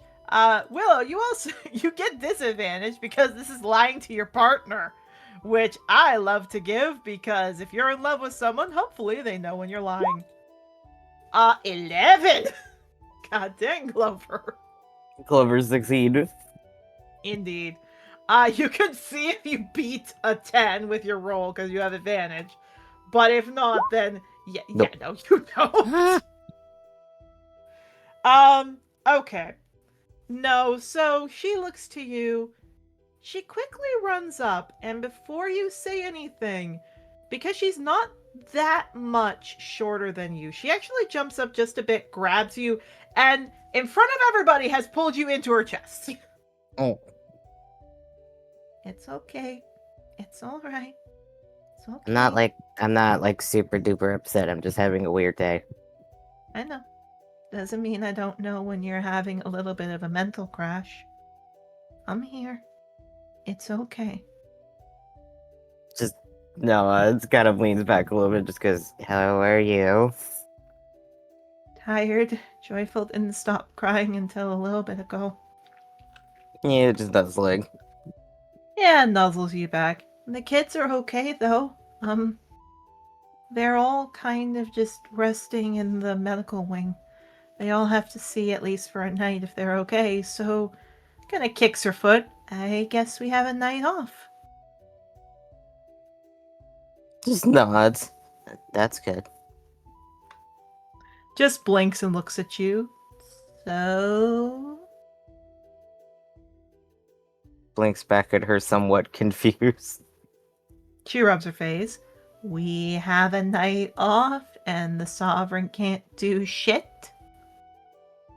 Oh, that was the implication. Nods. Yeah, she boops her nose. Like, she leans up on her toes and boops her nose. Well, it would be nice to finally have a date with you. Nods. Yeah, I'm But- fine with that. But first, why do you look like someone just kicked Vulture in the tail? I just had a weird fucking day. Try me. Okay, starting with the thing that's like least on my mind, to be honest, which is crazy considering what the fuck happened. Anyway, Lorelai fucking stole an artifact or something. Octavia almost got murdered. I don't know. Okay. Okay. I don't know. That was the whole situation. I don't entirely understand what was going on there. One of the professors, Gilder, he got arrested because he almost, he did murder 2 people, but he almost killed Octavio, I think. I don't know. Oh, Um, shit. Yeah, I don't entirely know. I'll be honest, I was kind of only half paying attention. Nods. You do have that dissociative look. No, it's... I don't know. I've had a weird fucking day. Anyway, just shrugs. And before that, I was hanging out with Victor, and anyway, I felt better. And anyway, apparently Victor likes me. Well, yeah, a lot of professors would like you. No, like, romantically. Just stops. Victor? Nuts. Looks confused, but goes, okay. It's the autistic I love that you're Riz. going in descending order of what's the most, like, actually important stuff. No, And she's getting more interested the more you're getting to the benign shit.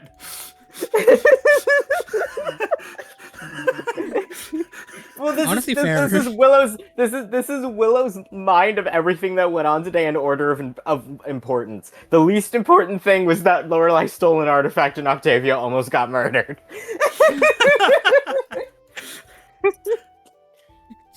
Gee, thanks, Willow.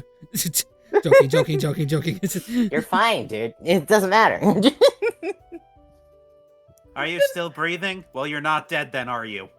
Yeah, Literally. no, just That's how their blinks. brain works. But No, just shrugs. Anyway, so that's like a whole thing to figure out. And this isn't a Joshua situation? No, I like him too. This is like a whole thing. Okay. Well, I didn't know you were into professor and student kink, but okay. I'm not. Yeah, she chuckles and boops her nose. I know, but it made you laugh a little. guys, No, like, I'll be real, I constantly forget he's a professor when we're hanging out. Like, I literally only remembered because his dragon was like, oh yeah, by the way, that's kind of a whole thing, and I was like, oh yeah! Nuts. Okay, that sounds like a lot so far, and there's more? Anyway, so, that entire situation made me realize, because he's, like, the Sovereign's adopted kid, I think I need to break up with the Sovereign. Now. You figure this out. Now. I'm saying this because I'm in a better mental state because I'm depressed. Not. Admit- Hold on. You are in a better mental state because you're depressed. I do not know many of your your common words, but what is that paradox there? So, like, if I'm depressed, then I'm not. I don't know if I'm using the word manic correctly. If I'm, like, Okay. feeling too happy or good, then I start going manic, I think. and then I'm not thinking very clearly, and then I get like smacked down to earth really hard, and then I can think way clearer. Anyway. Okay. Just says, I don't know, if I'm having too good of a day, shit starts getting really bad mentally. That's probably not a good thing. No.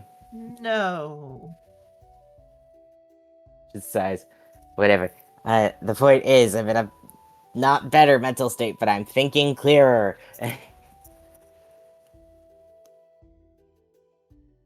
Are you though? Okay. Just says, okay. Anyway, they need to break up with the sovereign, but that's not really possible. Well, it's not that it's not possible. It's just you gave him my right. Yeah, I know. That's what I'm trying to figure out. So I don't really have a way, Willow. I know that. I'm not gonna do that. Like, if you still belong to him, that's not how that works. But Not. I mean, you could, no, I'm not doing that. but it would get most of the kids out.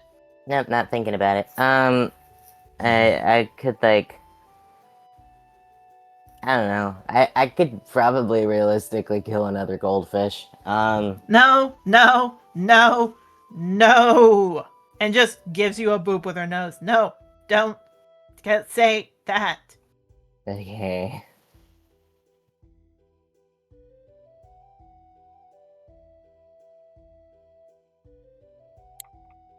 I don't know. I could like, is like a plant a living enough creature for Valdis to accept that? Like, No, no, Willow. She grabs your muzzle and like shuts it. okay. Okay. First off, you are not crossing the boundaries of life and death and nature for me. As much as that's very hot, no. And she just gives you a look like, we're not doing this shit again. The 2 times I did it, I already did it for you already, though. Not hoping. Just rubbing her face. Okay, then we're not doing it a third time. Okay. Second, and she lets go and holds her hands. I'm okay if you leave and I'm still with him. Yeah, but I'm not okay with that. I am. You got my brother back to me. You found a way for me to be free, even for a small period of time. I'm okay with that, Willow. Well, I'm not, though. Maybe you can send a letter to the Sovereign asking what you can give him. I could, I just know what the answer is gonna be. And what's that? He only wants a kid from me now. He doesn't want anything else at this point. Maybe I can carry it again. No, he wants one with me or something. I don't know. I think he wants me to be pregnant because he has a kink or something. I don't know. Then she nuzzles. I mean, you could always kill me. Yeah, I'm not doing that. But if you kill me, then my contract's void. So like, Oh. I would, and then I could just like bring you back, or like. I mean, if it's possible. Nods, but she kind of looks a little anxious. I would prefer not to be dead, considering, I don't know, but when I've talked to Valdis, he said it would be imperative to never, ever be killed, because something bad happens with my gift. Just taps the star on her head. I guess that makes sense. Also, like, I made a deal with him to protect you, so I think then he'd be mad at me. But she kind of nods. These contracts, only last until the person's dead. So if I die, I fulfill the contract.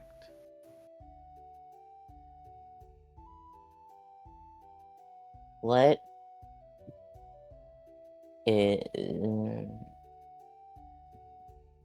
I thought that was just gonna end with what? What?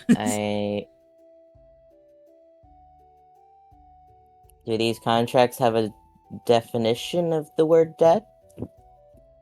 My heart has to stop beating for Is that like an hour. Is that it? Not. Is that it? But it's not like I really want that to be the option, because that scares me. Well, but like, what if you didn't die though? What I mean is, kind of looks to you. Everyone in the castle was scared of the Sovereign, and if we died, what happened to us? I don't think if I'm here, he'll let this slide. And with Zagreus and what happened, what if that curse activates and you have to fight him? Yeah, but what if you weren't dead?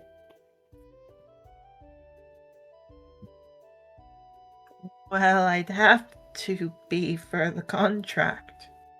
No, but if the definition is your heart stopped, but you're not dead. I have to cease to exist, let's say that. Yeah, but contracts are like about definitions. Just blinks to you. I have to be legally dead, yes.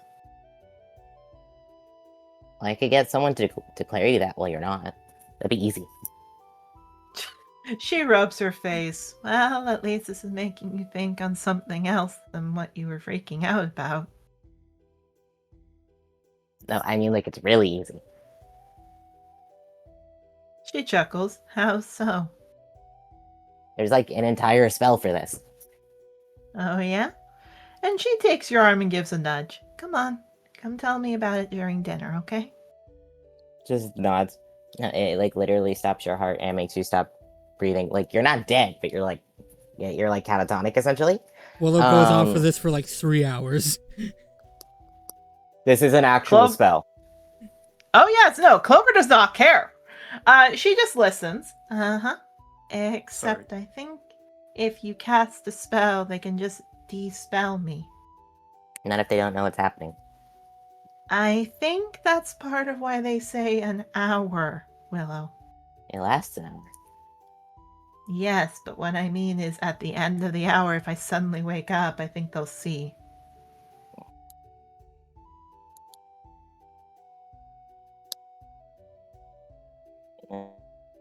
I'll still write him a letter and be like, what do you want? Oh my god, that is on the druid spell list. Okay.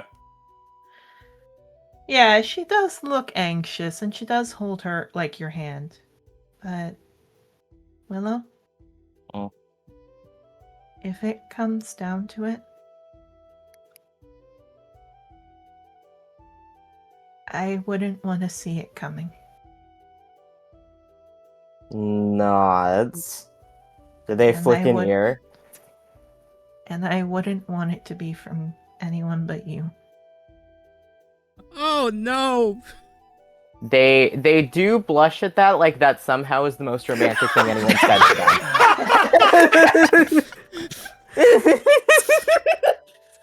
I want you to kill me. Don't tell Octavia this. He's about to freak the fuck out. You know what? With what Willow's into, that makes sense. Because people to kill him. That's somehow the most romantic thing anyone's ever said to them. I cannot describe further that they've been prepared to do way worse to people they were in love with. God dang! I point at the mini session where Ghost was conceived. They were willing to do something very different before they made that their own child anyway. Yeah. Well, now I know the reason why Octavia was having that one vision. Okay. Oh, Jesus fucking Christ. No. Yeah, just shrugs. Okay. She has really an insight on that, by the way. Roll your deception at disadvantage. It's like, really? 19. You're in. You have to get high. No. Yeah, she turns to you, looks at you. Are you blushing? Really, man? You're into that? Yeah, I looking Thought of away. me dying? No, it's not. It's not the thought of you dying. It's the trust to hold What your life in is my it? hands. It's a whole other situation. Whoa. Slow down. What? It's not about the death part. It's about the life part. Okay. What I'm making it exactly? It's just that the trust to hold your life in my hands type of situation. I don't know. I find death pretty. It's not like a you thing. It's like a Shrugs. Always trusted my life in your hands. Just nodding. Why do you think I only want you being my doctor? Nodding. Are you blushing more, Willow? They're having a time. She smiles and she They're nuzzles aware you. that the things they're attracted to are fucked up. They just don't talk about it.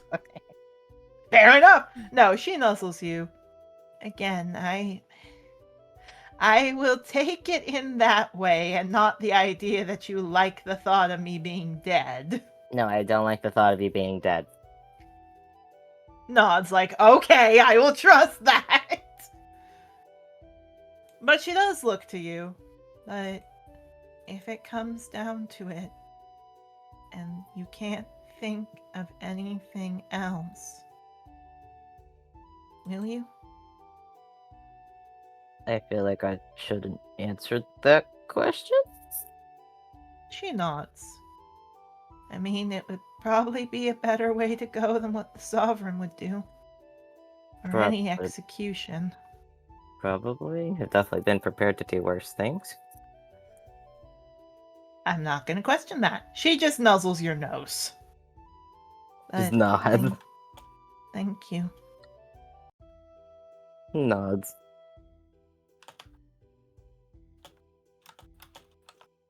Yeah, Just she like- nuzzles. I don't know. I'll figure out the breaking up with the sovereign thing later. It's not like he'd fight me at this point. He hates me equally.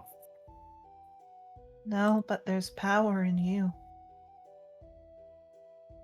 I guess. I don't know. He seems annoyed that I won't break up with him at this point. I don't think he'd fight me that hard.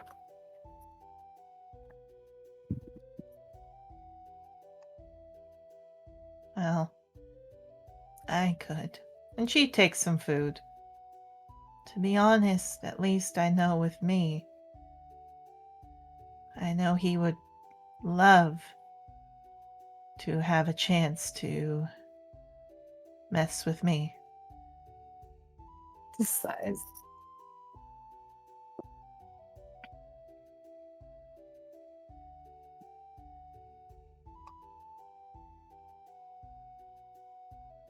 But I'm not going to focus on that. I am going to focus on the fact that she nuzzles your cheek.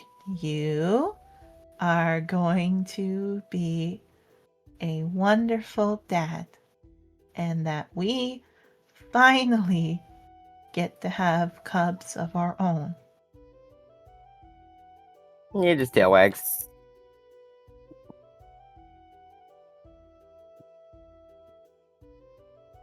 Just smiles. Because that is all I'm going to focus on. And I'm not going to feel bad or be upset at the fact that this won't be permanent. I'm just going to be happy I have you. Just tail wags. Yeah, she smiles and kisses you and nuzzles. So, you want to just have a date where we just stay in our room and cuddle, or you want to go and do something? Probably just cuddle. I'm not in the mood for other stuff right now. She smiles. Yep, that's what I thought. And she just nuzzles you. I love you, Willow. I love you too. Yeah, smiles. I have to roll a d20 for a second. Okay, Octavio, you're fine. Huh? Okay. What do you mean by that? You're fine. Okay. So, the fun time. So, players, not much else happens. You all get time to have dinner and some of you cuddle and nuzzle your partners and everything else. All these things.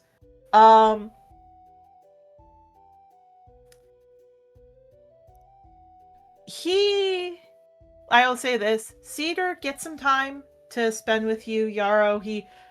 I will say this, as soon as it's done, when you try to go with him for a, five-way pounding, if we will, unfortunately, you see it looks like Willow looks uneasy about something or interested about something.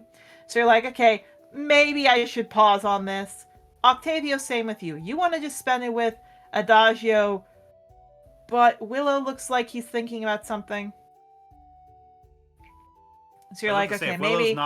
If Willow's not specifically coming to talk to him, then Willow usually looks like he's worried about something. Yeah. Fair Yeah, enough. this is true. So This is just my state of mind. Alright, then redoing that. Yarrow, do you want to go for a five-way pounding? Do it. The problem was he will. He just has something to do first. Okay. He has to go find Soaring. Indeed you do.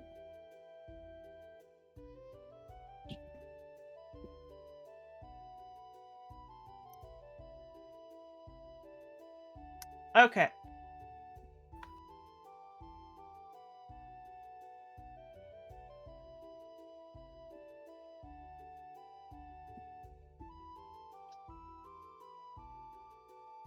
So,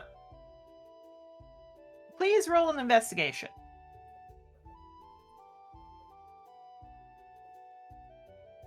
An investigation. How good am I at that? Oh, I'm actually not bad at that.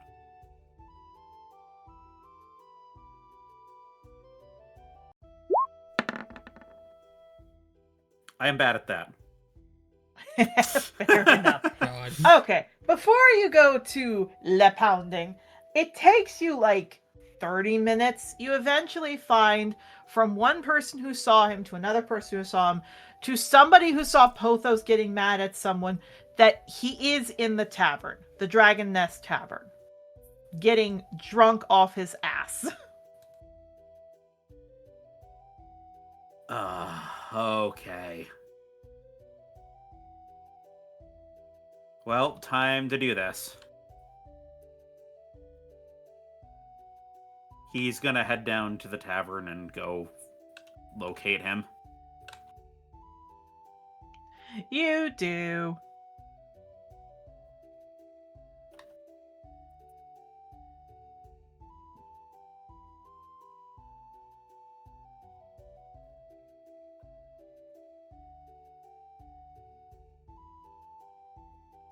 So, sure enough, you find him. You see that he is, sure enough, there are 4 cups of alcohol around him. Looks like it probably was ale. Looks like he could get drunker. He probably could, but he's not. And he's just there. And you see that the bartender, one of the tabaxis, you've never really been in here, so you don't really know their names. The tabaxi just looks to you like, yep, that's yours. And she's just walking off. Like, she has way more other clients to deal with at this point.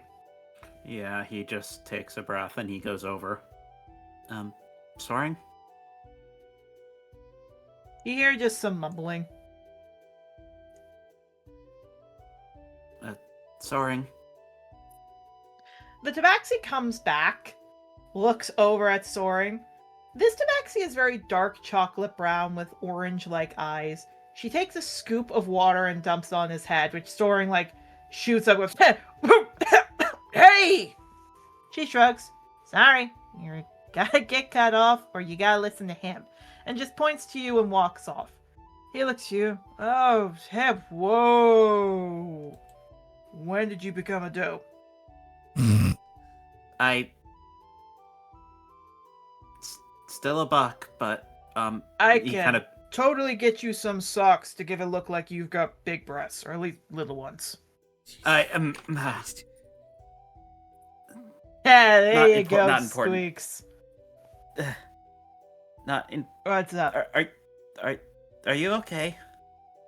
Yeah, totally. My dad is hooked up with someone younger than me. By Eric Cocker years. Ain't that great? And he, looks to her. Another one. No, I'm not. Another one. No, I'm not. You've had too much. He looks annoyed. Can we take a walk? It's fine.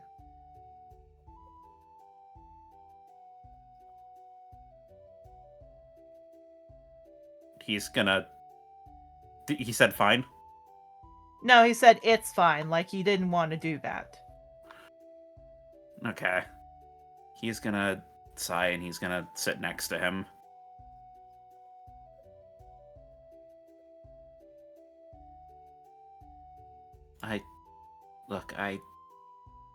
No, I can't really relate to what's going on. But I think maybe talking about it might be healthier than just kind of looks over to the mugs. Nah, because this means I don't have to think. And if I don't have to think, then I don't have to confront. And that's way better. Yeah, but then it never gets better. And when will my life ever get better? Never! And he just, again, looks annoyed. It looks like he's trying to look in the cups for any bit left. Yeah, at him saying that, Yara actually looks away and looks a little hurt. Hey, Blinks. What are you upset about?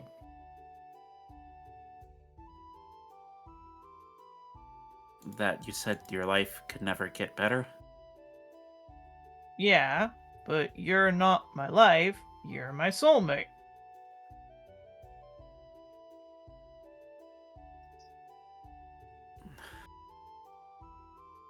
Holy Right. shit, Soren, you're stupider than me. Whoa, dude. It's like, whoa, dude. You're fucking up right now. Holy You're shit, fucking up man, I would have caught the majorly. point by this point.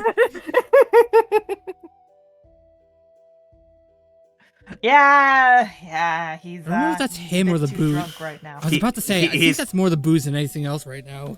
It's still so funny. He kind of looks at that for a second. Excuse me, miss. Another water? She looks up. Finally have a sensible one. Sure thing. She grabs some water, pushes it forward to you. There you go. Thank you. He takes it and then he splashes it in Soaring's face. Yeah, he Good for goes, him. why? Why? He's shaking himself. Why? Good for him. Okay. Let me repeat what I said and see if you're a Uh-huh. little sober enough to understand now. Okay. You said your life can't get better, and then I looked sad. Yeah. What? Does that mean that your life is not better now that I'm in it? What? No! But you're not life, you're love. And he, leans you over and nuzzles you a bit. And that's a part of life, Soaring. Fair. He just nuzzles you okay, understood.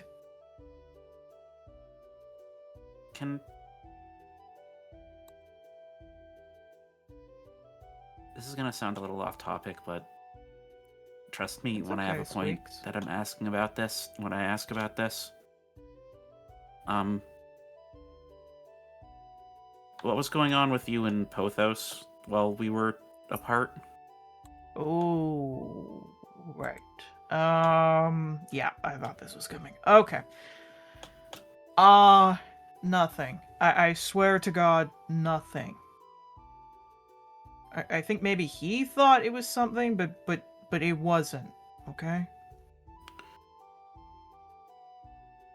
I want to preface before I say this that Yarrow trusts him.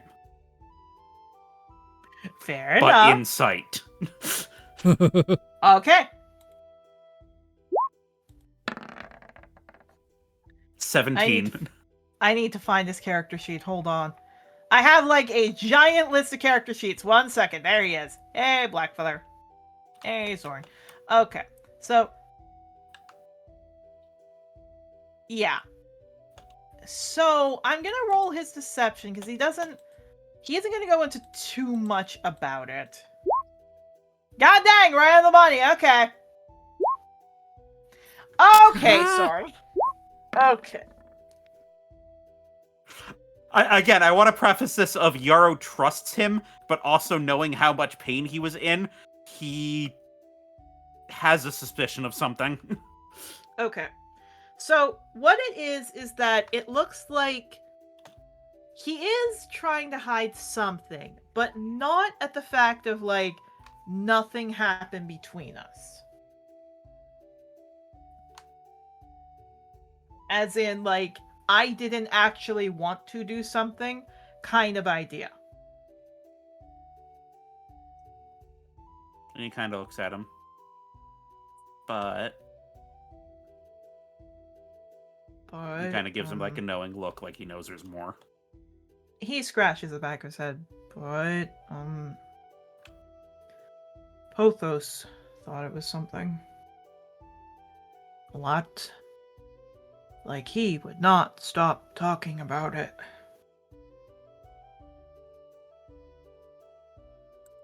And he kind of like, again, it looks like he has a headache because he just got sprayed with water twice. And he rubs his face, like, kind of looks to you. Don't get me wrong, like, he definitely had a really big, but he wasn't you. And every time he told me, like, oh, I can make you happier than anyone, I just said no. But he told me that he saw me as his boyfriend, and, like, he loved me, and I just said yeah. So I guess maybe he thought it was something, but it wasn't. And he kind of looks to you, and he grabs his claws with, like, he grabs your hooves with his claws. I promise, okay? Like, this is not, despite how much drunk I am, this is not that, okay? He puts his hoof over his claw. Soren, I'm not worried about that. He nods. What I mean more is the reason I ask that is because that wasn't fulfilling to you.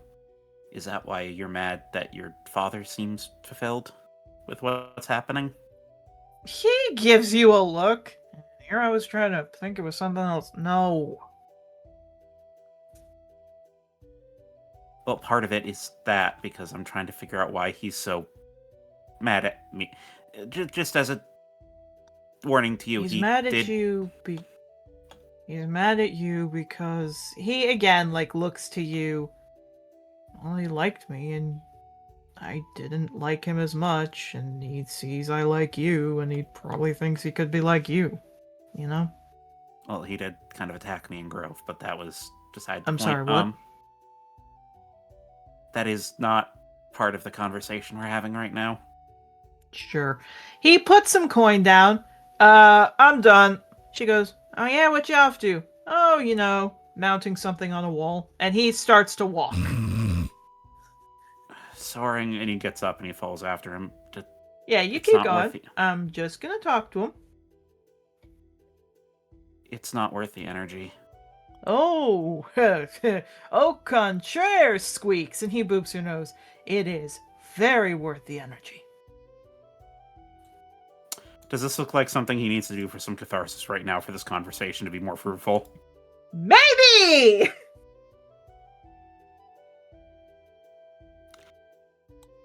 If I let you do this, can we have this talk? We can have this talk while I'm walking. And he just keeps walking. Pothos Pothos is not that far away. It looks like he's heading straight for the dining hall.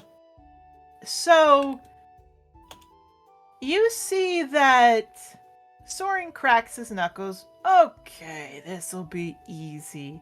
And he scritches under your chin. Like, he reaches up to scritch on your chin. Now, you just watch the show. Squeaks, I need to do something real quick. And he keeps walking up till he gets about 60 feet. And then he waits and waits and waits until Pothos sees Soren. Soren gives a nod, snaps his fingers, and a cloud of daggers lands on Pothos.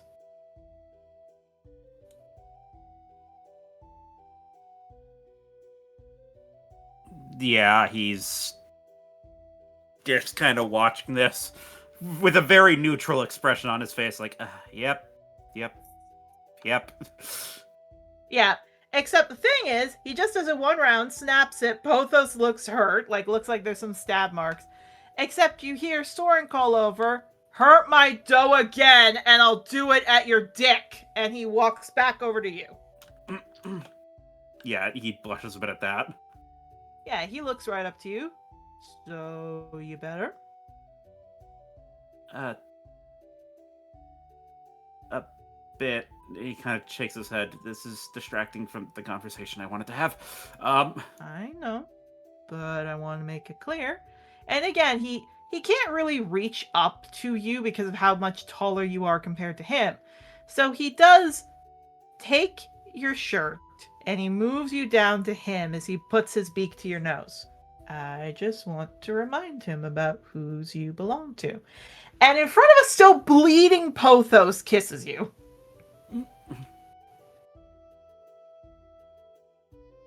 His eyes are actually going to look over to Pothos to see how he's reacting to this. Oh, Pothos looks hurt. And angry.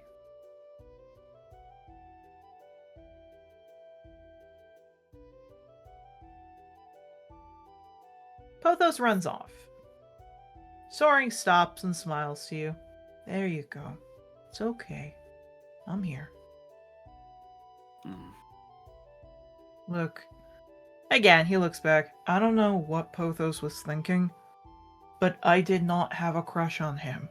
And I had no intention. And every time we met, I made it very clear it was a one-time thing. The only reason I was meeting him was he bought a dinner with me, and that's it.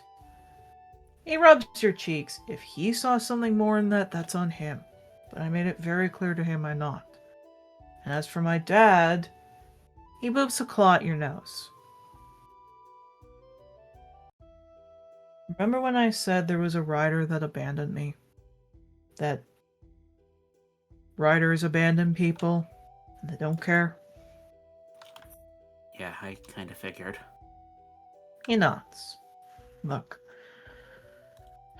I'm not saying that all, well, I kind of was saying all riders were, and I am sorry. I am legit sorry. But I was a kid. My entire childhood was spent at a temple, praying to Cowpit, my grandparent basically watching over me. And all I wanted was my dad. And he never came. So I got tired one day and I left. And he told me how he would never find another love besides my mom, and how he was devoted to her, and he couldn't see me because of how much I looked like her. And then all of a sudden, he's with someone way younger than him, and apparently calling him a boyfriend now, and is happy.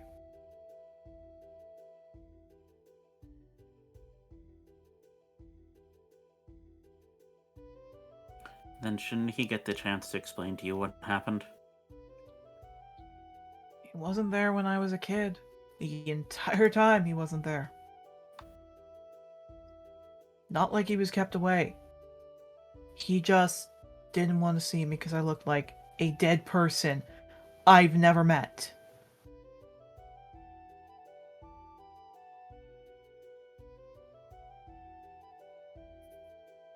He nods. And trust me, I know what it's like to be...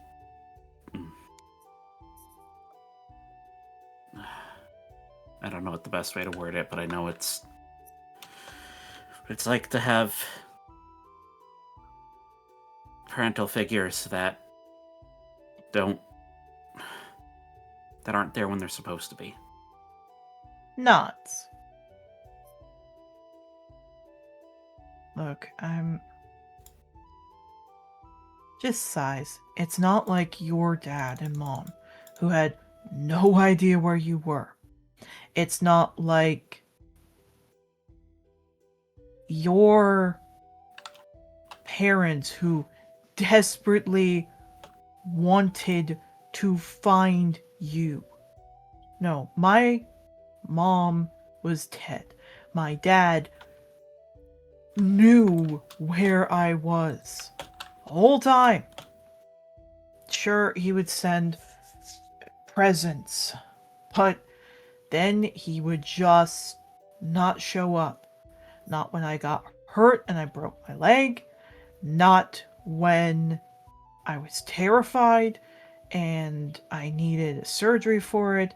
Not anything else. He just didn't show up.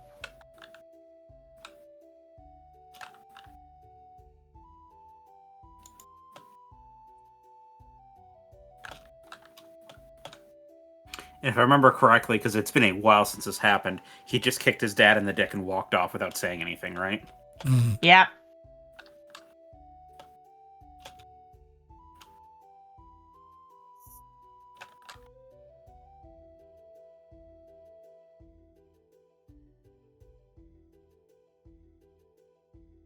He kind of looks at that for a second, and he looks at him.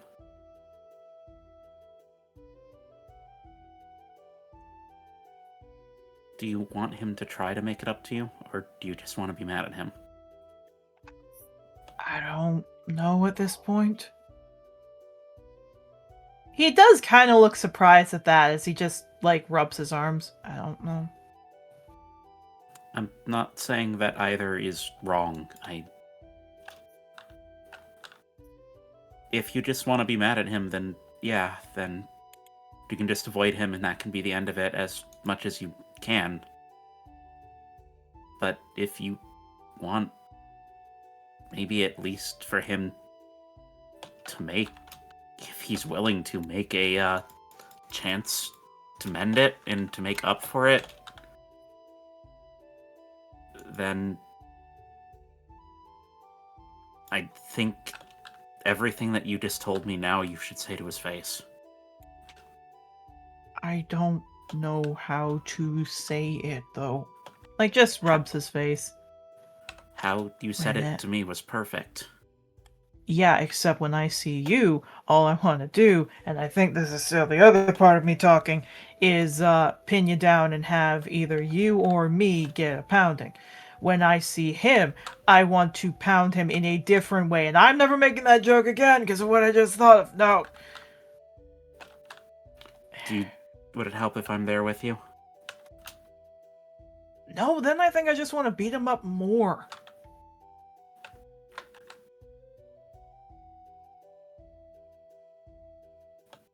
I don't know. I know I need time. And that's okay. Then maybe just if you see him again before you're ready, you just walk away instead of kicking him in the dick again? But I could kick him. Yes, but then his boyfriend talked to me and made a veiled threat at me if something like that happened again with the way that he was reacting. Oh! He made a threat against you! Is that so? And he cracks his fingers. Well... Because you attacked first, Soaring. Oh, yeah, and I can skin that little mother effer. Alright, where is he? Where'd you last see Sorry. him? Soaring, I they helped one of my teammates get away from an abuser. don't care. I could say he's being an abuser too, with the fact he threatened you.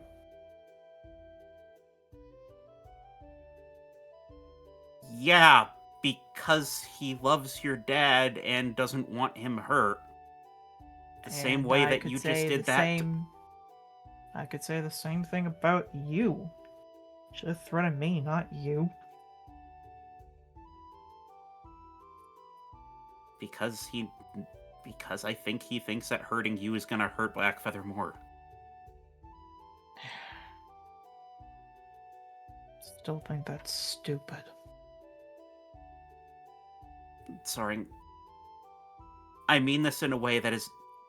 I mean this in the kindest way possible, as to not, like, ignore your trauma with it. This entire situation is stupid. What he did to you was bad and horrible, and everything that's happening is absurd. Nods. But I think everyone has caused enough pain to each other intentionally and unintentionally now. I guess. I think maybe it would just be better to not cause any more pain until a next step can be taken. Fine. He nuzzles you. Next time I see Summer, though, I'm gonna wring his neck.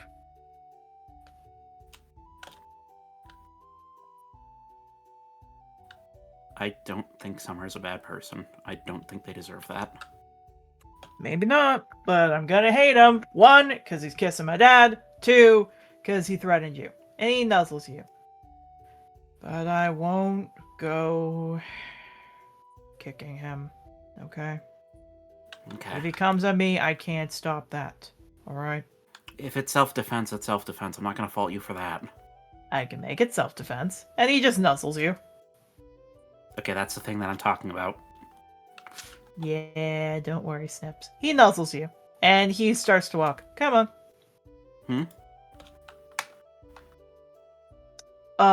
You don't think you could get away from wearing that near me, right? Yeah, I was just... Yeah, no, the herd was just also expecting me. Yeah, pardon my language. No offense to them. He grabs your muzzle, like, shoves you down to him, boops your nose with his beak. I call dibs. And he just starts dragging you by the muzzle back to the dorms. Yeah, he's just blushing and covering his face. And specifically, before we jump over to Octavio or Willow, and don't worry, you can do anything you want with them. But I get to tap it first. I call dibs and tap it first whenever you do something like this. And he just drags. Yeah. Oh my. Nelly. Okay. Okay, it's a good thing it's Saturday, so that way Yarrow has a day to recover before he does the tournament. Very fair. Oh, Nelly. Where's Yara? I thought he'd be training for the tournament. Oh, nope, his hips are blown out. That makes sense. He's doing Yep. endurance training right now. Very much. That is some very serious endurance training. Which, Yarrow, to put it simply, Mountain is staying with you because they haven't yet figured out a few things, you know? They're still trying to set people up in the right places. They're trying to get everything done.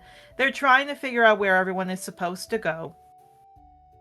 Plus, she wants to stay with you because she's a little scared to go elsewhere. Yeah, absolutely. So they're not sure what team to put her on yet, but she does cuddle up with you. She does nuzzle you very much as you and her get to go to sleep. Your kids get a fun time. They're 4 of them are little babies, 4 of them are 4-year-olds. They're all in the ICU at this rate, or like the little kid area, just chilling because, again, like, they want to stay near a hurt. Well, actually, no, they didn't get hurt. So they're just relaxing in the room. They're having fun. They're resting. God damn it, hon. Octavio, Yeah. we are going to go to you. Oh boy. This is not going to be much. It's primarily that tomorrow you guys will be able to see your dragons. Because, you know, a campaign about dragon riding, you gotta see your dragons. Yeah. Oh, Nelly. But the idea is that you do go in, you kind of get to, you know, take it easy with Adagio, you get to eat food. I was about to say, do I catch Adagio up on everything, including stuff with Rose? Kind of, yeah. So you get through all of that. You do explain to her that, like, you're just about to explain to her that she's pregnant, but she does seem to understand everything. Mostly all of the events. You don't get to most of the Rose stuff. But you explain all of that. She kind of looks surprised. She finishes eating the last scoop of food. Looks to you. That sounds like a lot. Yes, and considering I've only been here at the school for, what, a month? Not. Yeah, it's been a lot. But there thankfully have been some good things about it. It hasn't been all, Like? well, got to meet old friends looking up at her. Reconnected with a lot of people and met new people. Yeah, she licks your head.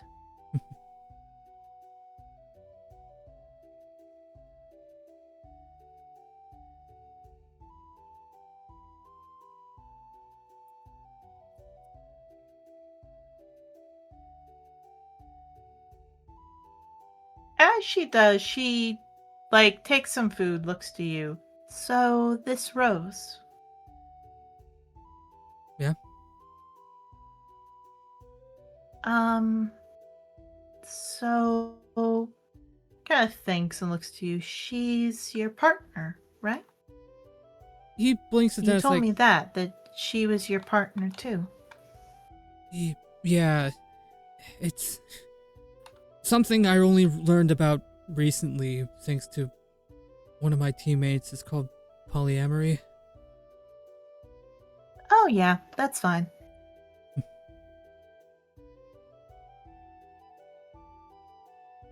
Mostly furless kind of humanoids, like humans and elves, dwarves, that kind of thing. They're not really big into it. Even certain ones like Aarakocra aren't always into it. But Tabaxi are. We like herds. Or, in his case, prides. I wish I had known about that sooner, because that would have made stuff a lot less complicated. That's fair. But hey, you know now. I do, which he then has a sudden realization, it's like, oh shit.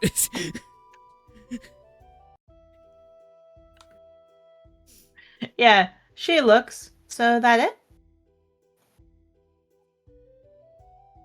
He stands there for like 30 seconds in complete silence. It's like, I forgot to mention something about Rose. Rose is, expecting. Octavio. I have to roll to see if Adagio is going to slap you or not. 1 second. Yep, no, When the druid has more riz than the bard. he's a fail bard, alright? Oh, Nelly. Okay, come here, Adagio. As we learned from the previous session, shit goes wild with Octavio. 10. She looks to you. It has been a while, so I want to double check. Did you tell me about Rose and you being in a relationship before this? Yes. And you went into detail that you were having sex? That came about more so by accident. She looks like she slowly puts her cup down. No, Okay. I don't blame you. I wouldn't blame you for hitting me on that. I wouldn't honestly blame you for that. She kisses your head. Mm. Okay. So first off, I'm fine with that. You technically knew her before me, okay? He blinks and nods. Second, I don't know how I feel about Rose, and I don't think I might ever have feelings for Rose. I'm not into women, you know? That's fine. But she boops a claw to your nose. Mm. I still expect to be taken care of the same amount, okay? I promise that. And she just takes a sip. I don't know if I'd want children or not, but regardless, I still want to be here. Okay? It's more than okay. Takes a sip of her drink. But either you're getting your tubes tied or you're taking or we're taking something so you can't get pregnant, or you gotta improve your pullout game, because I am not dealing with a bunch of kids. Well, no offense to your friend, the Bakura. Or the half-dragon. No, fair enough. To be fair, I think I've learned the one thing is that never get drunk before and then have sex. 'Cause that's what happened. Look, I'm not saying kids are bad. I'm just saying those two really are just doing, stereotypes of their species at that rate. Repopulating all of Trothar. More... Pakora and half-dragons generally have, high amounts of kids. They like doing that. I do not want to do that. He kind of blinks, like stares off for a minute, thinking about like the amount of kids that both of them have. Is like, so that's why they have so many kids. Okay. Nods. Now, I say, and she gives a wink to you, I want to cuddle up with you for the night. I think I would like that.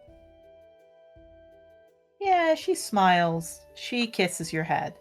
She picks you up and goes. What? I'm fine with this. Indeed.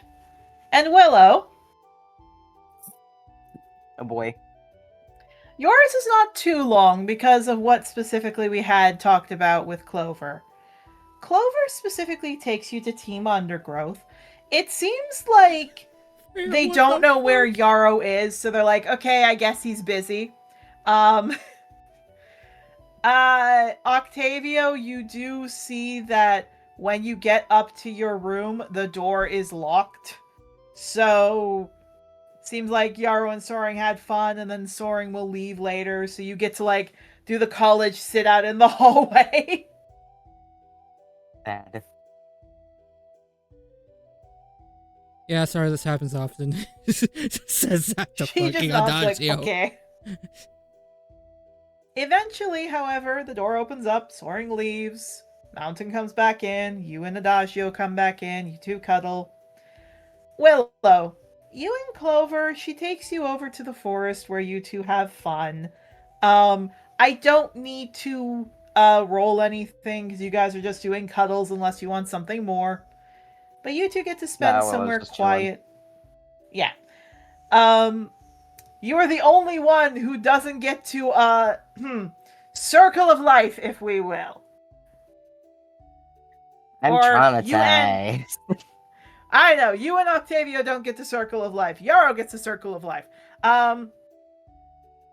He gets to, he just doesn't want to.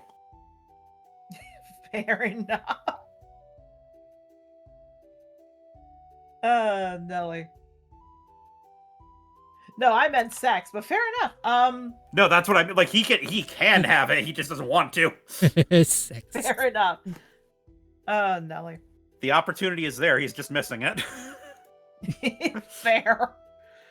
Nelly. So, eventually, Clover gets to cuddle with you, and she brings you up to your room. And again, she goes into Team Undergrowth's room for you and them to cuddle. When they all come back, she nudges you back into your room. And I can say this, that you all go to bed. Coltsfoot hasn't been around. It looks like he's giving you a day of peace, Willow. Octavio, Rose is doing the same thing, and Yarrow. Team Undergrowth probably is giving you peace too, as is your parents. And we will cut back from the break with the little part being that it's Sunday. You've made it into your second week of October as the sun rises, and now you get another full day and a fun little excitement. But for now, we're going on a 15-minute break. See you all soon. Bye-bye. And now for the ad break.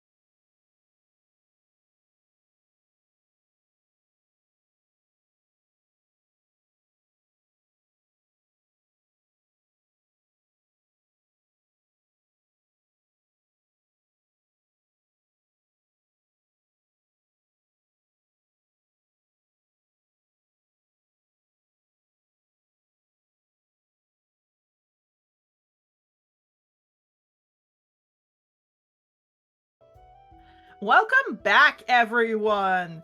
We had a little bit of an ups and downs, and I hope mostly ups for what happened last, before the break.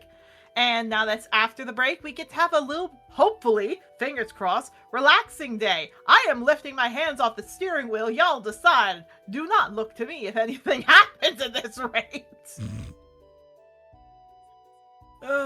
Nelly. Okay, so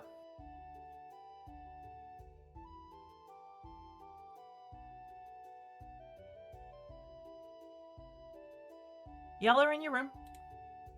Y'all are relaxing, taking breaths. When you wake up, though it's been a while since you've had to do this, I need everyone to roll me an initiative. Oh boy.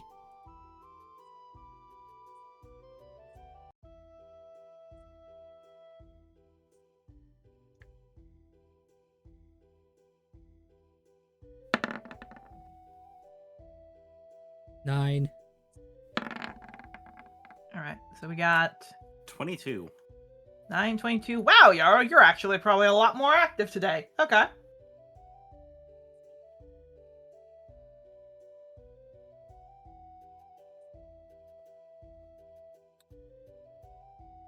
And Willow, could you roll initiative? Oh, yes.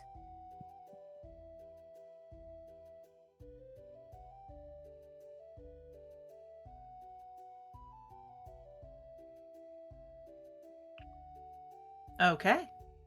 So we're going to start with Yarrow, you're first. First off, you wake up again with a mountain cuddled up to you. It's been a while since this has happened. It's a nice feeling, you know? Hmm. It's not bad, it's just nice. The room is a bit quieter than you expected. You know, you kind of have been used to for the last little while, like loud screeching noises from people waking up or, you know, your kids doing something. But today it's quiet, which is both a nice feeling, but a, oh god, what happened feeling. You know, like a, yeah, this is okay. Alright, who's dead? The kid's all dead? Something happened? You look around, not much is there. Rose is not on your bed. What is on the bed, however, which I realize I'm going to move you all over to the bedroom. What you do realize, however, cuddled up, ignore the kids in the top corner, but there isn't anything really there. There's nothing. Rosa comes in. You see she hops up from way over on the other side of the windows. She kind of climbs in. Her belly's starting to get a little bit bigger, just a touch, as she brings forward to you what looks to be the same kind of fern, so green fiddle fern kind of idea. Over to you, and she just puts it in front of you. You mean like the one that Shepard's been giving me to get me high? Yeah. Kind of looks at that for a second. Oh, thank you. I don't think I'm allowed to have this. She just blinks and then nudges you like, take the herb, take the drugs. Yeah, he's gonna take it and hesitantly put it in his bag. She seems happy. Because it is a new day, little old Vulture, I will say, you see reappears on the bed. Again, not much happens. It's like, wow, this might be a nice normal day.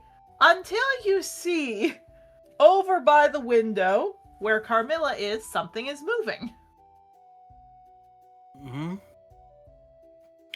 Yarrow starts to get out of bed, and this time he's very, very careful to make sure he doesn't fall, and then feels his hooves hit the ground sooner than he thought, because he's sleeping on the bottom bunk now. Yep. As he takes a breath of relief and then gets up and walks over. You do. When you walk over, Mountain does let you go. Again, she's just kind of snoring a bit. When you walk over and you look like, what's going on? In front of you, Carmilla is moving.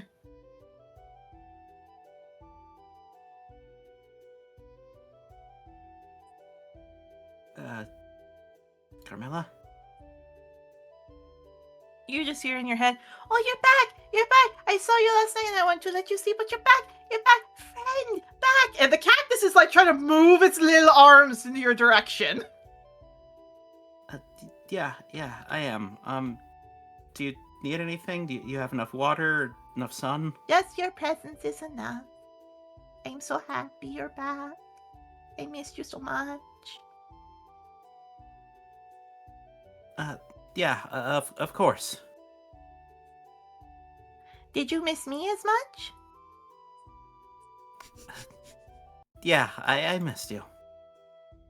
There's just a little like squeeing noise in your head as she seems happy and she seems to settle.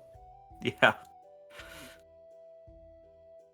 Unfortunately, that means this is going to be so much harder to keep her quiet. It does. Does she have any more harvest for me? No, it doesn't look like it. But there is something you notice now that you're out. Because Carmilla was in the sun.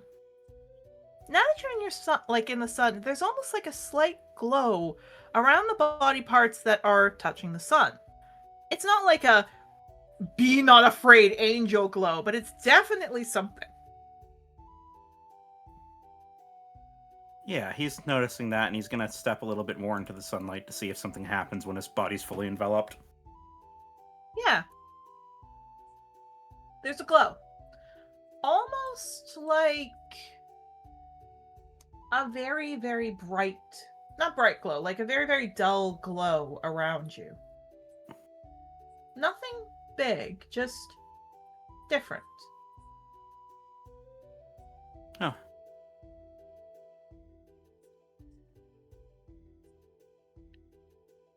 Do I feel any different, or? You kind of do. It feels warm. Like, I guess the best way I can put it is, it feels warm. A warmth you're not used to. It's almost like a power, but you can't quite place what it is. You're not 100% sure what, and you're not 100% sure why, but it does feel strange.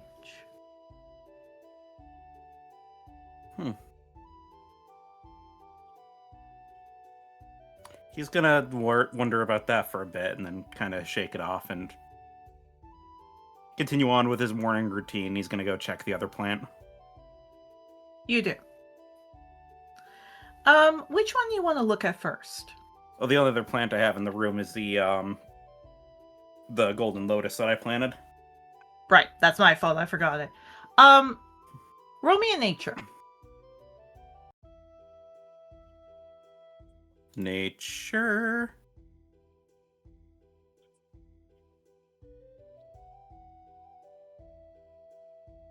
Forgot how high my checks are with the items that I have equipped.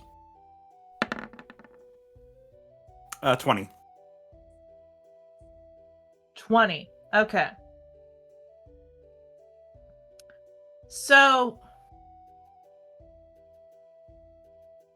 from the best you can tell, it's good. It does need some sunlight.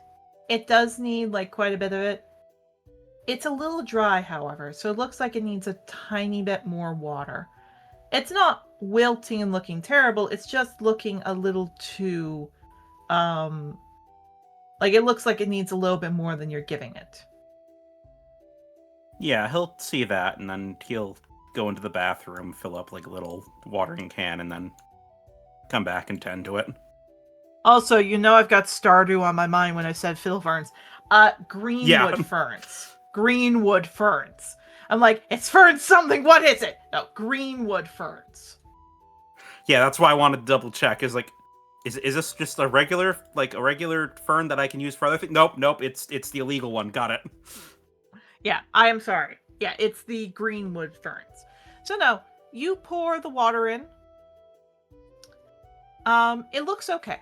It looks like there's nothing else. It looks like you finally got a little bit of a calmer morning. Except for whatever the glow is. Yeah, he's not going to worry too much about that. He's going to take a little time, sit down, prepare his spells. Take a little time to breathe before he goes and gets the kids up and gets their morning routine going. Mm-hmm. Willow. Oh boy. You wake up when you hear, again, like some watering, and you kind of blink your eyes awake. In a little glow of light, you see Vulture has returned to you. Yeah, just petting. You do. He purrs. You also see Moonflower is under your bed, and she kind of, like, climbs up, like, kind of wiggles her way out from under the bed, and she just licks your hand, and Vulture hisses and just leaps to the other side of the bed to be away from her. Yeah, just petting. You do. Clover is at your side. Vulture is there. Moonflower is there. And Willow, for the first time, and you have no effing idea, you actually feel perfectly fine. Your chronic pain is not there. Your headaches aren't there. It actually is fine. You feel even better than usual. Wow. You see Yarrow is tending to the plants. You see the cactus is now moving. But what you see is that there appears to be some white things sticking out from under, like, in your bag. 2 white things. One big, one small. Yeah, just looks at that. Would you like to open it? Sure. You do. When you open it, inside it appears to be 2 skulls. A dead bird skull and a dead bear skull. Just like, huh. It's specifically also a note attached that says, I am sorry again for what happened, that I upset you, but I'm not sorry for what I'm trying to do. It's like, okay. Indeed. I will say for Dream, Yarrow, you had nothing. Willow, you had a dream of running very, very fast. And that's about it. And it almost feels like you feel a little lighter today, Willow. Would you like to interact with Yarrow? Willow's honestly just lying in bed like, okay, I'm having a good time. If I You don't are. move, nothing bad will ever happen. I'm here. It's comfy. I have my cat here. I have my wife here. I am sunken into her fluff. I don't need anything else in the world. Let them have a good day. I mean, that's very fair. Just pull one of the skulls out of the bag, cuddle up with it, and go back to sleep. They're not going back to bed, but they're just like chilling. Yeah. You know your kids are over with Honeysuckle right now, so you probably have to go fetch them. But you can take a little bit of time to breathe.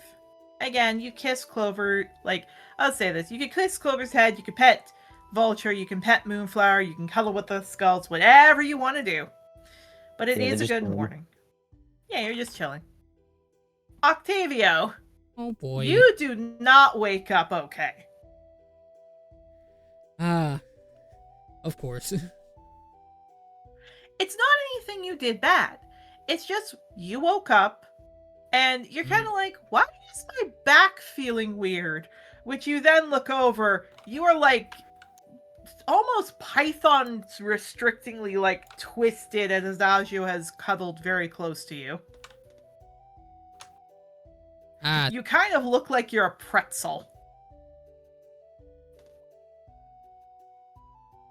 That makes sense. Indeed. You are in a bit of a shadow right now. So my question to you is, would you want to get out of bed? Not really, but he does want to get up at some point so he can register for the tournaments. Okay.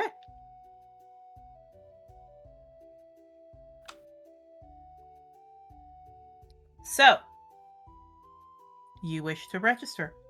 For now, you all take a little bit of a lazy Sunday morning. Usually you all wake up around 8 a.m. Maybe even earlier when it's the school time, but as of now, you've been getting used to waking up at 8 a.m. So you wake up at 8 a.m. Most of you take a little time. By 9, I assume most of you are getting up. Yeah. Yeah. Okay. So Octavio, Adagio is still asleep. And you're like, man, I want to teleport to the washroom. In a blink of an eye, you suddenly see everything goes black. And you're suddenly, like, right beside the toilets at a shadow. He just blinks at that.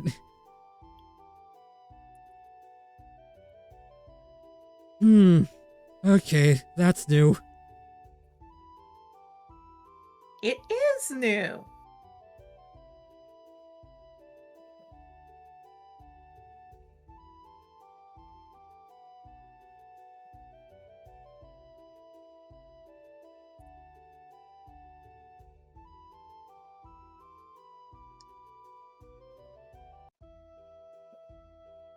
Yeah.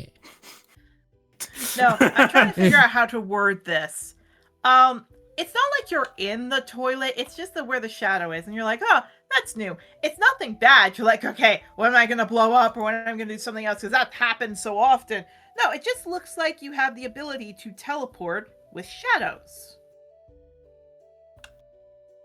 Yeah, he just blinks. He tries to see if he can understand how this thing works a little bit more. You do. Roll an Arcana. Arcana. That's one I do not roll that often, but I'm good at, so I'll take it. Heck yeah. 24. Okay. So,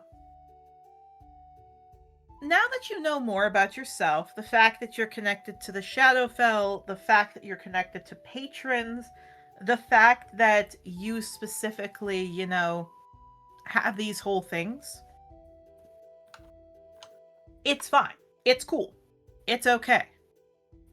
You are guessing this is a part of your patron of whatever you are. That shadow teleporting might be connected to either Lorelei, or maybe it's connected to the Shadowfell. But whatever it is, it's not bad. You're not going to die. You're not going to do anything else. It's just that.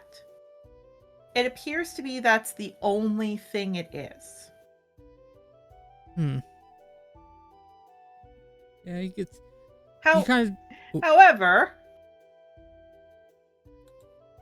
Oh, no. I need to change the music.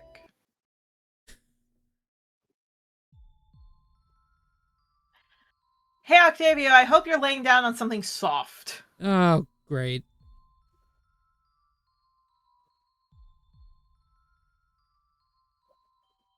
Octavio, when you lay down, or like when you're getting up, you suddenly feel like you flop back into darkness and you're like, God dang it, there's another dream. Or like another vision.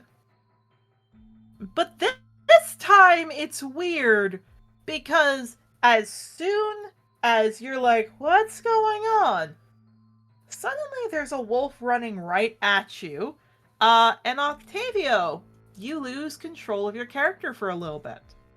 Huh? Willow and Yarrow, this is up to you what you want to do. It sounds like Octavio's having a bit of a seizure.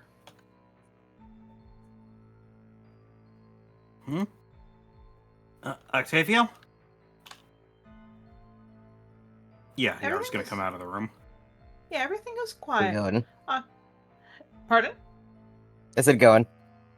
I thought you said gun, and I'm like, you're pointing a Gun. gun at Octavio. I just shoot him. Don't All be of- like your mother. You're All- spending too all- much time with Victor. All of Willow's problems can be solved with a gun. Change my mind. I cannot describe further that once they got their kids, they were gonna go talk to Victor anyway, because they're like, I fucking need to talk to you. Yeah. Can you make me gun, please? I mean that, but also, I feel like we should talk about what the fuck is going on. Yeah. Octavia stands up, shakes his head, looks to all of you, blinks. Oh. Wow. He's, it feels weird, huh? What? Right. You probably don't know me. He walks up, looks to all of you. Hi. I'm Asher. There's the brief moment where Willow is correct, and they want to say something, but no, that's rude. Vindication! It's literally just like, yes. Okay, never mind. Literally, Captain Hope be like, Vindication! Yeah. Looks directly at Willow. You can say something. It's okay. No, it's okay. Hi. I guess nibbling, or nibbling in law. I think it's that, because, yeah, no, my mom is your sister. Nods. And you're also dating my older. I'm not gonna think about this. I don't He rubs his think face. that hard about it. You shouldn't either. He kind of looks. Wow, you all have like. This is weird. Kind of looks down at his legs, or Octavia's legs. Why is it? It feels heavy whenever you all walk. Because we're made out of flesh and not light. My answer is going to be different than his. Nods. Looks. Yeah. Guess that's fair. So. Hi. Hi. Hey?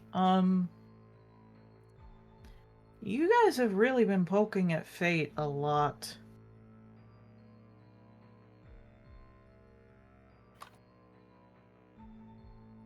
I would like to say that not all of that is our fault. I know. Or, I will know. I can't say much. He kind of holds his hands. I, kind of lost my body already for that. What? Yeah, it kind of...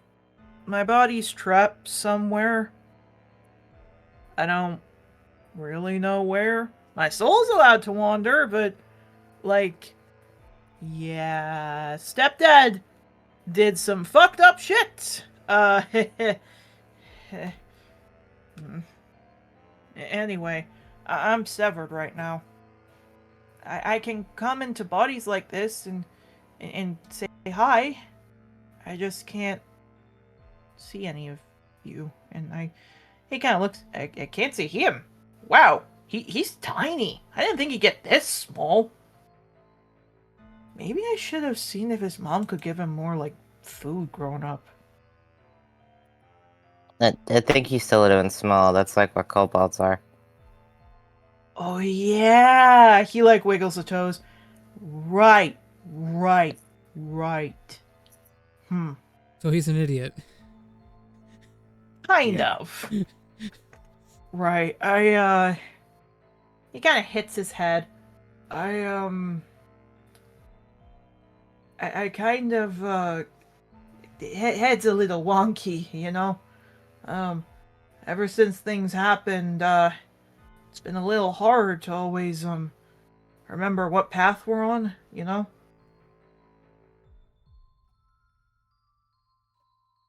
Nods. Like, I'm not gonna lie, kind of looks over to you, Willow. Oh, we're on that path. Okay, but there also looks over here. Oh, okay, I know what path we're on. Okay, good. All right, got it. What the fuck Okay, is that? I know where we are. Well, what about my appearance tells you what fate we're on? There's only You're a one timeline where femboy. you're a femboy. Oh my god, wait, I was fucking around. Nods, points. Yeah, that. And points over to him. And he killed a goldfish in Resentful. Right, we're on this path. Right. What the Okay, fuck? okay. Yeah, he claps his hands as Octavia looks to you. Okay, you can't do that again. Okay.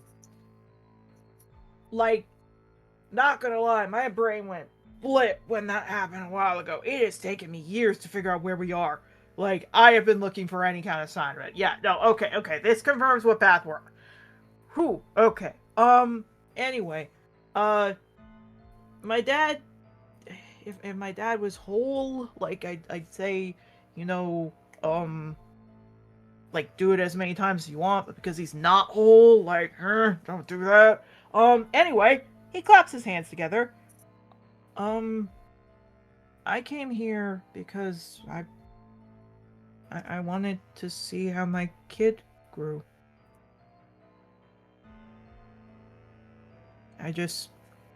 My curse is I can't be here, you know? I can't hug him and I can't see him, but I can. This is gonna sound really bad, and I know one of you is gonna laugh. Be in my son to see how he is. Willow is holding back a comment. Points over, you say something about anything, I bring up that you're banging your uncle. No, I was gonna say you did it better than my dad. Good for you, yeah. Wow. Anyway. Subtle implication at the I had it Damn. with my dad thing. Yeah, just looks. Anyway, I'm here to tell you that, I can't give you answers, because my curse, like I said, is all of us had a curse placed on us when the war and all that, and I was just a baby when it happened. My body's not with me. I can't have full control of my powers, but I'll be able to send you messages through Octavio. Can you make sure my big sister doesn't kill him? I know she hates him, but... Well, you can tell him that I'm really proud to have him as a kid. Can you do that for me?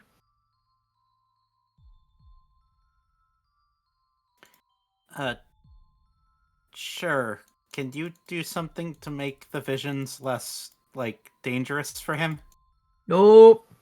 And I can't tell you why. Technically Tempest could tell you why, but hers is also not a good curse. Neither is Ambrose's. We all got hit pretty bad. The final triplets, you know. I can't change anything. I'm just happy with the power we had. We gave him something to protect him. Those visions are important.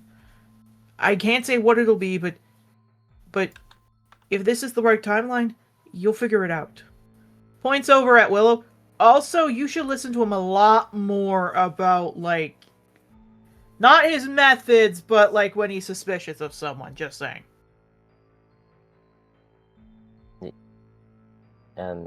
Nods. Does a thumbs up. Can't say what, but, let's just say if you keep on that track, you'll get claimed by somebody. I see. Looks over to you, Yarrow. Oh, and as for you? Yeah? You really, really need to not forget about what Sage told you. Which part? Finding the shrines. You need to find them.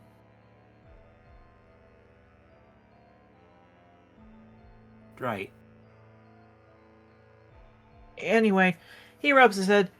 Ulysses is probably gonna kill me, or hurt my body, wherever it is, so I gotta go, but you all are fine. Oh, and tell Octavio he needs scale care for the babies, and just blips. Octavio, you're back. Was he conscious during any of that? No! Octavio, you were in a blackened room, and you couldn't really hear or see anything. Something tells me are you okay? something tells me that wasn't my visions. What the hell was that? That was your godly father, and he's proud of you. He gives Yarrow a look of what the fuck are you talking about? I mean, yeah, I don't know. Who specifically? Asher. Asher? Yeah.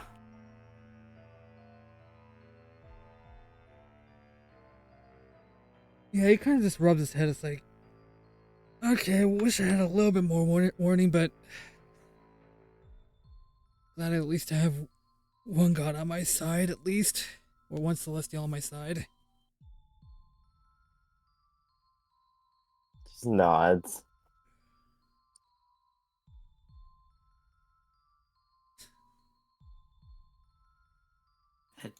Well, at least we don't have to clean up anything this time, and you're not injured. Yeah, kind of looks down. It's like, that is a plus. So, other than him having my back and all that, what else did he say? He gave us a few cryptic warnings, said that he doesn't have a body of his own because of his celestial curse.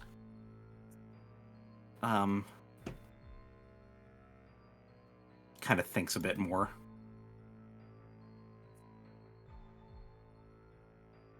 He says we're on the right path.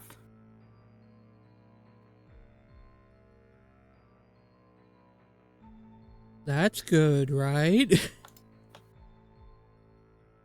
Think so? You being a femboy was vital to this timeline, Yarrow. What does that even mean? I don't know. I mean, Yarrow, just look how you dress now. Is that what this is called? The world. Wait, that was the part you were asking? I thought you were asking about the timeline part. You don't know what the word I said was? No? Oh my god. Oh, God. As you all are man. having this discussion, oh, sorry. They were just gonna say, I don't know, man. Ask your fucking bird husband or something. Yeah, he would answer that. There's a knock at the door all of a sudden. Oh, Hmm? God. Would Yarrow. any Yeah, of you like... Hmm? Oh, sorry? Do you want to, or you want Yarrow to? No, I'll let Yarrow. Okay. Yarrow will go and answer the door. Dear. You open the door, you look left, you look right, like, who the frick is here? And then from below, you just hear, "Hi, Uncle." He blinks and looks down. It's Daria. Oh, hi, Daria. Hi. It has been a while since you saw all of them, as Daria's licking her fur a little and looks up, smiles. Are one of you really strong? I can be. Why? Alabaster fainted in our room because he heard his papa's here. Okay. Just says. Looks over, hears you, runs in, hugs you like, "Hi, Papa." Yeah, just picks up Daria. Okay, where is he? Just points out, "That way, and then up the stairs 2 levels, and then go till 556. Yeah, just going. You do. Yarrow, you do hear your kids start to wake up as mountain stretches, so you're a little busy here. Yeah, good luck with that, call us if you need anything. I'm gonna run and get some errands done today. That's Oh, fine. I and- need to talk to Victor after this. Yeah. Oh, and if you guys want to do the, triples for the tournament, go ahead and go sign up. But I understand if you got other things you want to do this week. Admittedly, Oh, go ahead. yeah, he's rubbing his head as he's getting dressed. Like, I think, admittedly, after the last couple of days, I wouldn't mind being in the tournament, especially helping you out. So, Maybe. They like kind of look around. They realize all of a sudden that they did not tell Yarrow and Octavio this because the shit with the fucking cube happened. They fucking blink and they're like, I'm having a weird week. I think I'm probably gonna break up with my husband. Octavio stops, looks at fucking Willow, huh? Probably not this week. Probably not soon. I'm probably gonna. It's a weird conversation. they just fucking walk away. I was about to say, is it... Oh, okay, there he goes. What? Just stop. I was gonna ask if that, like... Good for you, but is that safe? I mean, for me, yeah, like, he doesn't like me either. He's mainly, honestly, I think he's mad that I'm still staying with him at this point. It seems to piss him off. Um, but also he's attracted to me when I'm mad at him, so I don't know anymore.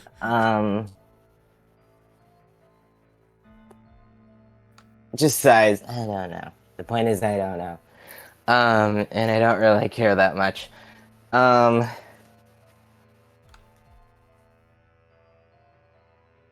But is he gonna Just allow you shrugs. to, break up?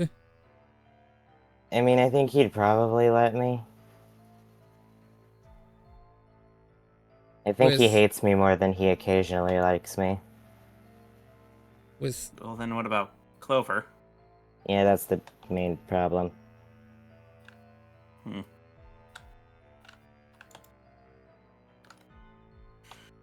I'm not used to slave contracts. Is there a way to break them? I mean, theoretically, I could, like, burn it if I had it, but I don't have it. I could also, like, trade something to get it back, but, like, I know what he wants at this point, and I'm not willing to give it to him. Um, I could maybe ask my father if he could try to get it off of him. I mean, at least from things that I had heard in the mainland, the two of them work fairly closely to some degree. maybe? I have no idea. Just I size.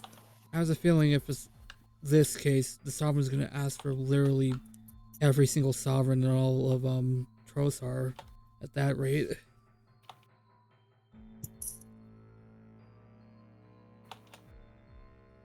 Just nods. I don't know. I'll think about it later. Just sighs. I'm gonna go. All right. So, funny enough, we mentioned the little ones.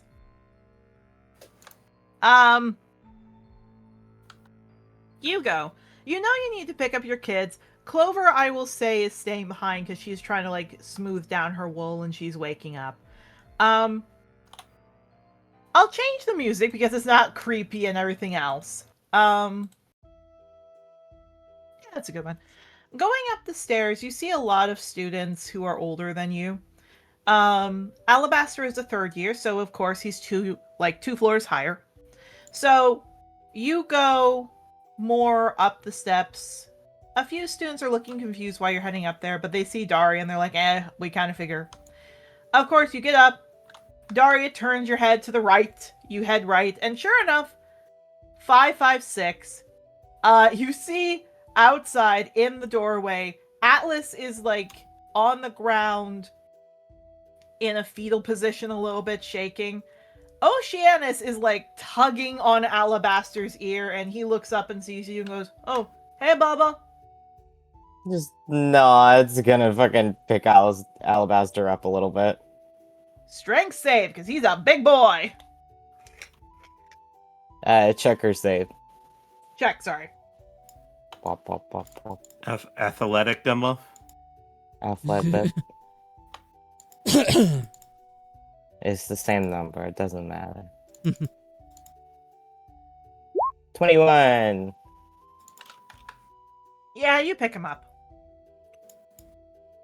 Yeah, just fucking pick him up.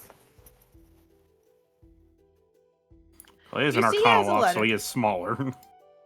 No, like, Alabaster's a lichen. Oh, right. Woof. Sure enough, in his room, you see a griffin folk and 3 lichens looking at you like, oh shit, he fell.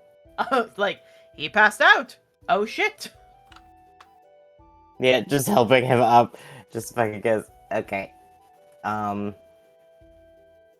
probably just gonna take him to Honeysuckle, looking at the people in his room going, is there like a better thing to do?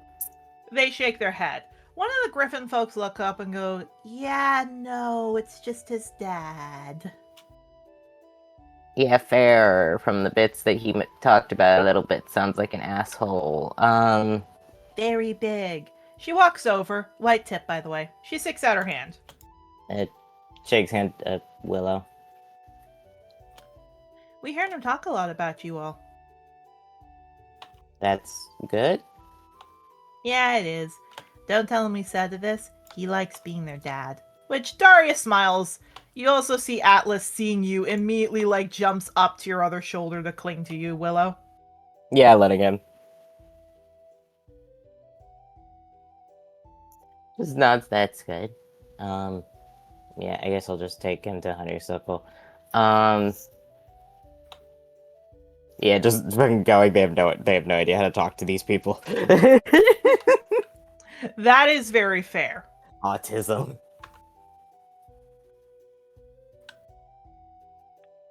No, so you leave. You manage to go to Honeysuckle, which is very fun because you do have to go say hi to all your kids. It takes you about 25 minutes to get there.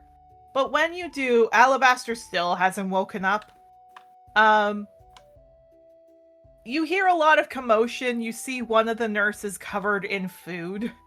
And you see that Honeysuckle's rubbing her face. There are a few other students here. She looks up. Oh, great. You brought me another one. You filled up my goddamn whole place with your kids. I'm happy to take care of them, but I would like them away from my place, considering they are messing everything up now that they've recharged. I can take my kids somewhere else. I appreciate it. What happened to him? His dad's here, and so he passed out because he doesn't want to see his dad. Just blinks? Ah, okay. Well, claps her hands, looks to you. So, he is gonna be hiding in my place all week. Got it. Hand to me. She whistles, hands a over. gurney gets... Yeah, he whistles, you hand him over as a gurney is put there. The nurses start to run off. Honeysuckle walks up. And how are these three doing? A little shaken up by all that? A little bit. I think they're okay. She nods. I actually could use his help the most, points at Oceanus. Yeah, looks. Cypress is having a pretty bad scare. Yeah, nods. Oceanus goes from following you, perks up. He actually steps forward. Where is he? And she nods and walks. Sure enough, Willow, you see your kids are in a side room. It looks like they're having a bit of a food fight or running over. The only ones who are not looks to, again, because they look to be in there, looks to be Lily, who looks sad, and from the other room, which you hear, Joyful, who is crying a bit, but you do see, sure enough, Sapphire was taking care of her.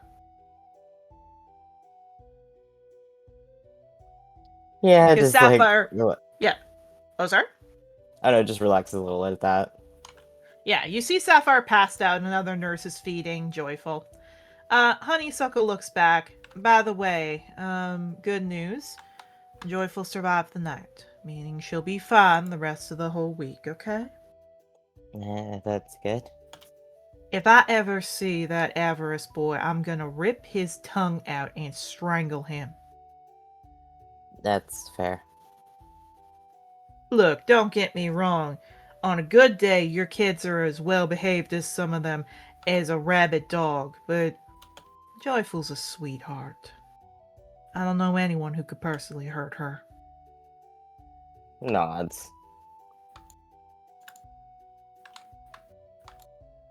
I have also wiped this from the file, by the way, of your health record. I've simply just said that she was murdered by someone you could not control, and that it was outside of your way. If anyone in Elrune's court case find out about this, they will never let you be anywhere near her. I appreciate it. Just nods. Yeah, she opens the door. Sure enough, all of your kids look up, see you, and they just run over happily. Yeah, just hugging kids. You do. Marigold, again, runs over and huzzles. Cypress is scared. He's in the corner, but when Oceanus comes over, he's happy. Sage and Ghost were roughhousing, so when they see you, they run over. Holly and Vervain are in their cribs because they're babies. The only one who's a little distant from you is Lily. And it looks like she wants to talk with you, probably alone, because she looks like she keeps looking up at you and then down and then up at you and then down.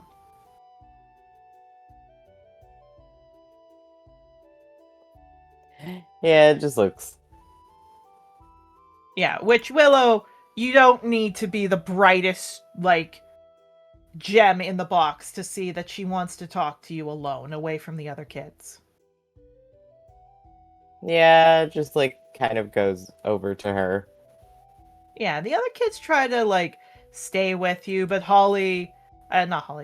Honeysuckle looks to you, looks at them, and goes, "Hey now, come on." And they walk over to her as she starts to pull out, like, sugar fruits, and they get excited. Yeah, just happy.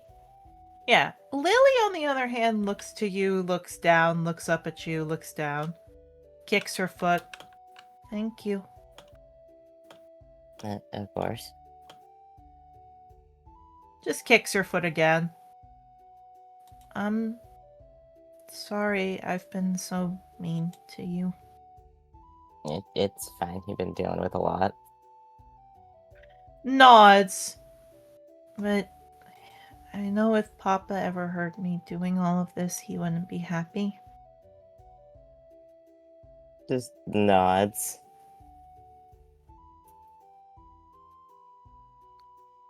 And And- she kind of looks to you, and I don't want you to think I don't want you also as a dad. And she's starting to tear up. Yeah, it just hugs her. Yeah, she hugs you back very tight. She starts crying. Yeah, just hug her.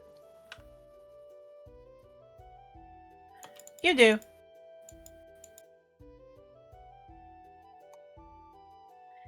As you hug her, she eventually sniffles and looks at you.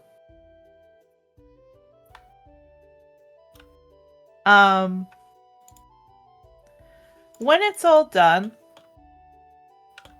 and she does hug you and you finish hugging her, she kind of looks, "I still don't know what I want to do. I still want to be with my papa, but you're also... You saved my life. I don't know. She just sits.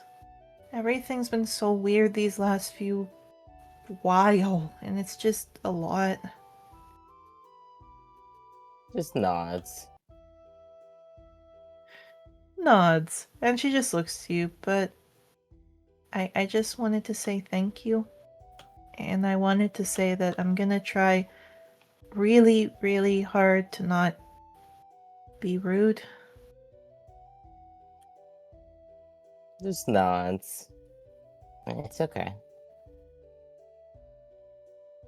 I still meant what I said to the lady, though.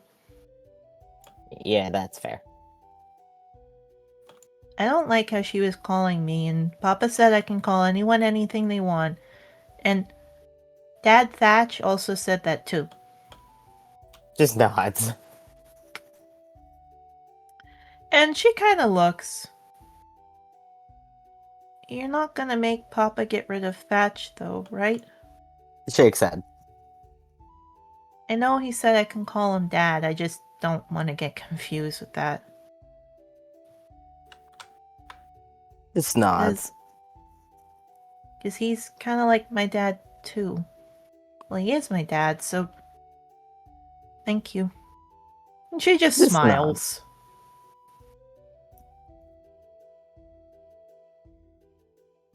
Yeah, just smiles. "So,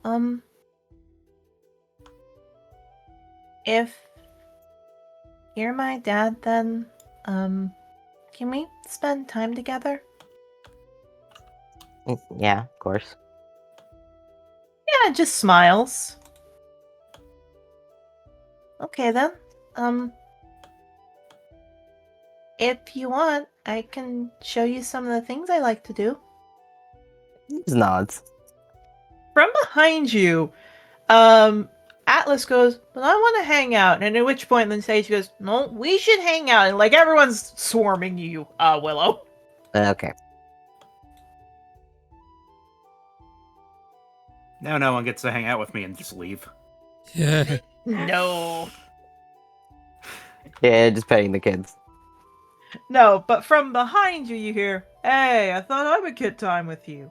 At which point, you know that voice. It also helps that you hear, and I'd like some time too. Honeysuckle and the others aren't there. The windows have mysteriously been dimmed as you see Zagreus and Zagreus and Henriette come in, which Sage and the others hop up and hug him. Lily, on the other hand, screams and hides in your lap. Yeah, just petting. She came this close to being taken by him, so she's a bit scared. Fair. That is a natural reaction to looking death in the face. Yeah. So she just, is shaking and, sniffling in your lap. Zagreus goes, ooh, sorry. He looks down to the kids.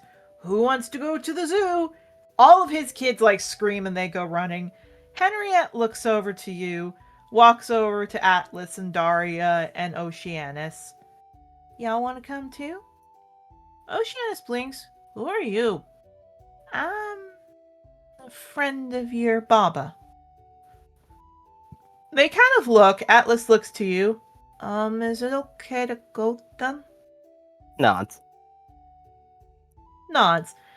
And as he walks, suddenly he blinks and kind of shakes his head, looks. Oh, Sapphire's up now. And he runs off.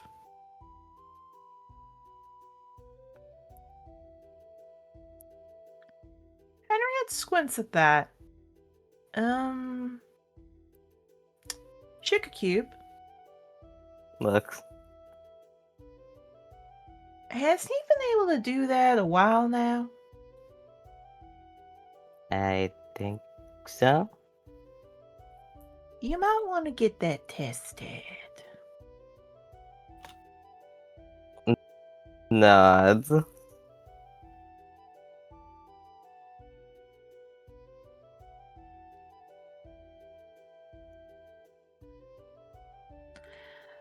Just look. I don't know much. Zagreus probably know more about it, but that sounds like one of the triplets' blessings.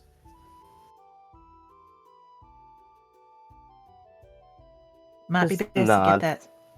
Might be best to get that tested. And she just walks with the others, leaving you alone with Lily, who Lily pokes her head out like, is the bad man gone? Just nothing.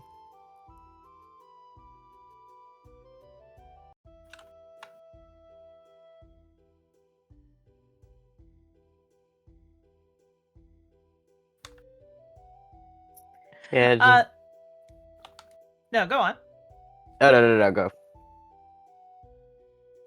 No, Lily just blinks. I wouldn't mind spending time with you today. Yeah, sure. Yeah, she climbs up on your shoulder. Compared to Ghost, she is thinner, but she is scalied, so you would never tell Ghost this, but fur on scales makes it feel weird. It's always felt a little weird. It's nice to have scale on scale kind of hugging with a kid.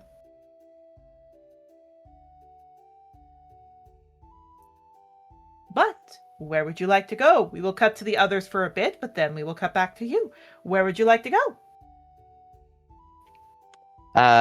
Lily's actively gonna hang out with them, right? Lily is going to hang out with you. Okay, yeah. They're just gonna fucking wander around then. Fair enough. They're wasn't not gonna sure have if the you want- fucking Victor conversation with Lily there. Well, you can still have the conversation, because Chisel will very happily watch over her. Okay, yeah, then they'll go find Victor. Fair enough. You Just hey, we're about to have a serious conversation about our relationship. Here's my kid. Jesus Christ. Yeah, that is fair. All right. Odds is going to be Octavio. Evens are going to be Yarrow. Yarrow it is. Yarrow, on this fine, fine day that you have totally free that you're like, wow, this is what normal schooling is like. What would you like to do? He's got a few things that he wants to get done. First and most of which, well, at least the first of which, he's gonna go back to the merchant fields because there's some stuff that at least one thing that he needs to go pick up. All right, let me change the music. We were on yours for a while. Let's go to Willow's. Okay, the merchant fields.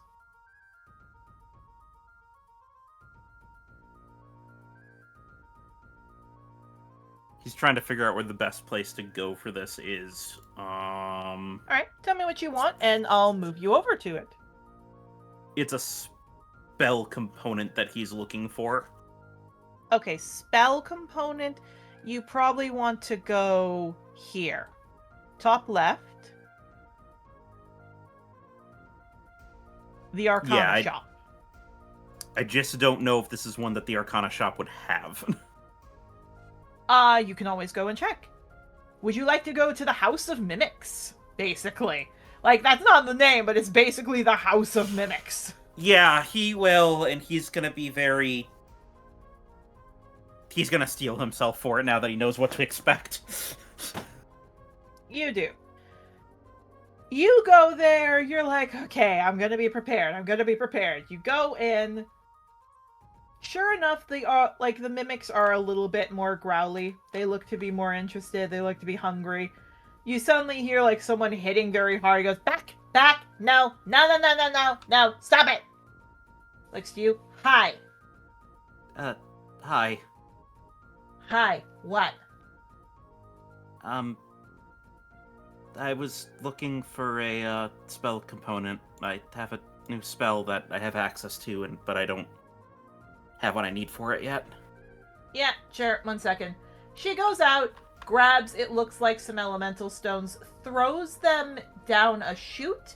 The mimic on top and the mimic below seem to settle as the door looks less like it's gonna fall apart and more like it's fine. He's just gonna this like nervous and try to ignore it. You either walk in and you're fine or you chicken out. Pick one, and just walks in. I'll try. Okay, Anyway. what is it? I'm looking for a gilded flower. For what? For a summoning spell. Okay, what kind of summoning spell? Summon Fae. Oh, you're looking for a Feywild one. Ooh, that is not going to be easy to find, I'll tell you that. Yeah, one that's worth 300 gold. Insert amount here. Insert amount! I have exactly 300 memory gold. deleted. Do you say that outright so I know? No, that's like above game. It's like he's describing it to her. Me above game. I'm looking for a gilded flower worth 300. Fair. She thinks, that's tricky. Not impossible, but tricky. Don't get me wrong.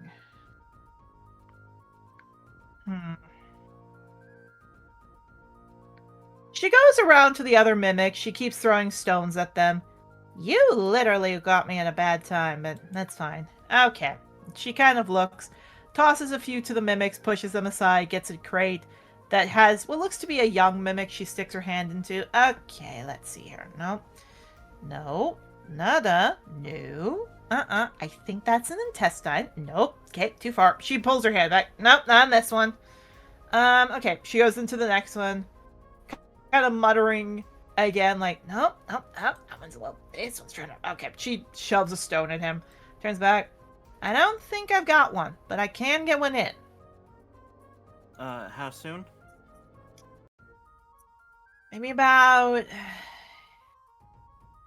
It depends. How soon do you want it? Well, I was gonna be participating in the tournament this week, and I wanted to try to get access. Ha ha ha! No, no way I could get it. But there is someone who could. Oh? You're not gonna like him, though. Why? Vinny.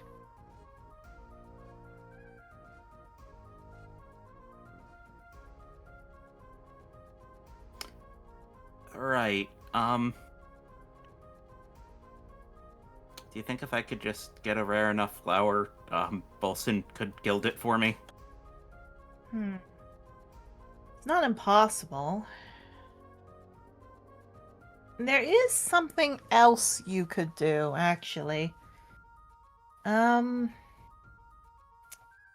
of scratches her chin. Okay, I have a question that might sound a little weird. Do you, by any chance, have some sweets? Yarrow will reach into his preservation bag and pull out the 2 halves of the cider cookie he has. Okay. That might get somebody here. Okay. You wouldn't know this because you haven't had to go there yet. And you wouldn't have to go there yet because you have a team. But there are 2 places you might have a chance at it. The Phalite Ambassador Center and the Noble Protector Contractor Guild, NPC for short. Both of those places have 2 people in it that are very knowledgeable. And don't get me wrong, they might actually have what you're looking for. Okay, which one would you recommend over the other? Well, Gilded's not what they have, but they have really rare, valuable flowers. At the Phalite. Everything you can think of from the Phalite. From Arcanite stones, hag hairs, mushrooms, quartz, shimmer moss, all that stuff. They even have companions that are also Fey-like. But what they do is they have portal access. You pay them 300 gold, they'll get you a flower and come back. Which you could then take to Bolson. However, the Noble Protectors Contract Guild, that place, NPC has a lot of rare items that they keep. Tons of them. You could do a stone's throw in their back edge. They've got everything you could want.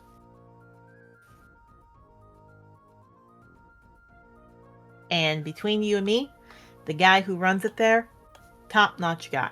Really top-notch guy. Honestly, he's a pretty big sweetheart. Hey, hun. Yeah? Because I'm thinking about something in my inventory right now. Would a moonflower qualify if it was gilded? It would? He thinks about that for a second. Actually, oh, hold on. If Bolson can do it, he reaches back into the bag and he pulls out his moonflower. Oh, shit! Yeah, that would do it. Still wouldn't be the worst idea to talk to Martin, an NPC. But, no. I mean, that's very fair. Martin will do anything for, like, a cookie or something sweet.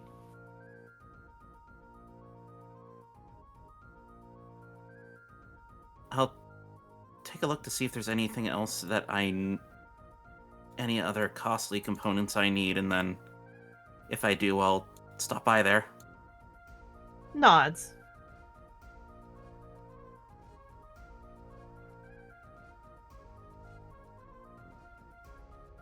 But no, thank you very much for the advice. And he's gonna reach into his bag and he's gonna give her let's say a silver piece for the talk. She chuckles. Wow, I would have given that for free. I'll take it. By the way, I know, but might as well, right? fair. I'm still taking up some of your time. Fair. By the way, word of the wise. Mm-hmm. You entering that tournament? Yeah. Well, yeah, you said. But the point is, if you're gonna do that, word to the wise is this: come see me before anything happens. Okay? Before you use, if you win, before you use any magic items. Okay? You mean to make sure that the prizes aren't, like, cursed or something? Oh, I have no doubt some of them are cursed, accidental or not. Just make sure to come with me, okay? Yeah, if I win any of them, I'll bring them here for appraisal first. Nods, of course. Good luck! He smiles and turns, and then he turns back. Sorry, just... Weird question. Why would they be cursed? Because sometimes riders take items, never use them, and then don't check them. Okay, fair enough. Does a thumbs up like, I've dealt with this enough. Yeah, he smiles and gives a wave off, and he's gonna go over to Bolson's. You do. The walk there is very quiet. People again are mostly getting practicing for the tournament and other things. Bolson is hammering out stuff. He perks up, he looks. Oh shit! Hello. What do you need? Hey, two things. First off, so I'm gonna be entering the tournament, and I need one Nice. service done and one mundane weapon, just because I know there's a limit on magic items, and I need to be able to swap it out if I don't want to take it in. Yeah, sure, what's up? Well, for the easy part, he looks down to the scimitar that he got from Bolson. I just need a mundane version of this. Oh! Really? You don't want, like... Why aren't you using this one? Because I have a bunch of magic items to, sort through, and if I decide, because I can conjure weapons too, that I don't want to use one of those, limited items for the sword, I still have a weapon. Okay. He puts his hand up. He rummages around. He pulls out, after throwing it up in the air and catching it, a scimitar. He puts it on the counter. That's 30 gold. Now, what else do you need? Yeah, he'll take out the gold for that. Oh, it's 3 plat. Yeah, 3 platinum on the table. This is gonna be a little bit weird of a question. Would you be able to gild something for me? Depends what it is. Yarrow will pull out the moonflower. He whistles. Well, well, well. Woo-hoo! Ooh, okay. Huh. I have a spell that requires, a gilded flower of fair worth, and, the Arcanum shop currently was out of them. Yeah, I'm not surprised.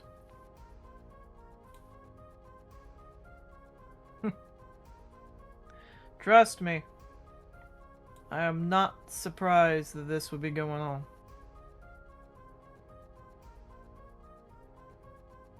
How long do you think it would take?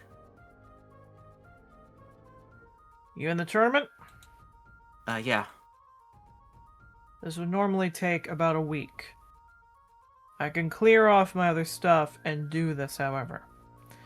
It's gonna cost, however, a lot of money. How much? Double the price it would cost, so about, let's say, 700 gold? How much of the price of the component is the flower itself? The flower itself is about $100. Okay, what's the dollars to gold ratio? Or sorry, 100 gold. It's 100 gold.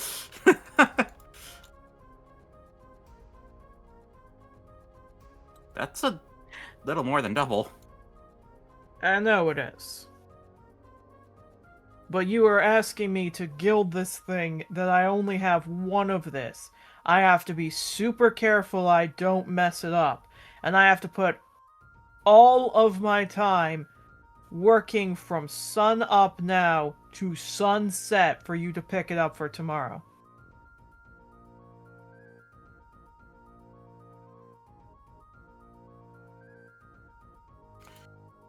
He thinks about it for a bit. Is it all the tournament happens tomorrow, or just one of them happens? One of the rounds happens tomorrow? One of them happens tomorrow. Tomorrow is singles? Yeah, tomorrow is singles.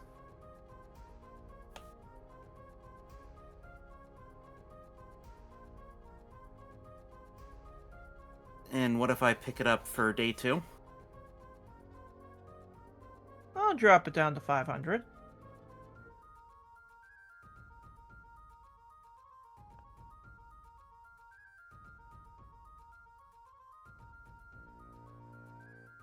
Thinks about it for a bit. Fortunately, I have already used his coupon. You did. Which is why he's like, hey, I'm not going to say no to this.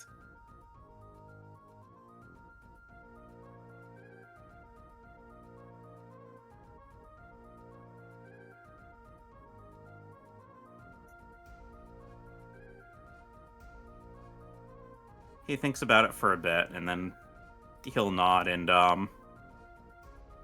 take out 5 sovereigns. He whistles. I like that. I get money from you as he takes the coins and flips up. Yep. I appreciate this. Sorry, it's such short notice. No, just smiles. Of course.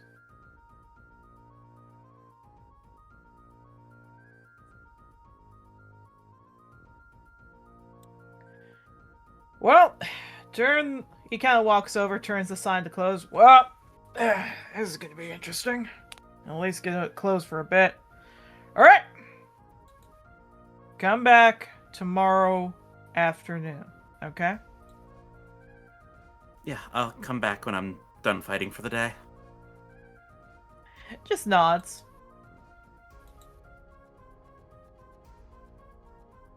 Alright, thanks again, and he gives him a bit of a bow and heads out.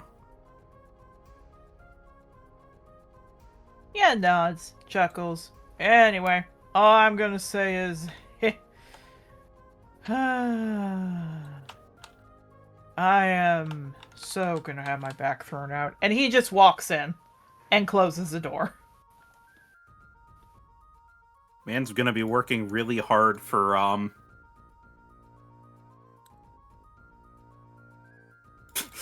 I imagine him still going through the whole, fucking forging animation and, the whole, heavy, hammering and everything just to gild this flower like it's a fucking game. Yep. God.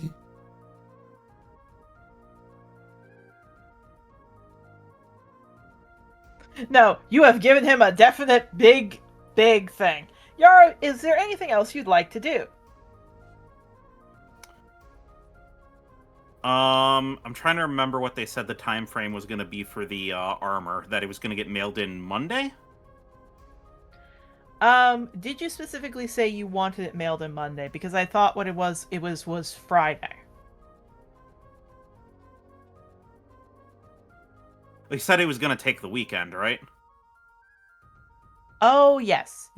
Apologies, I got mixed up there. Yeah.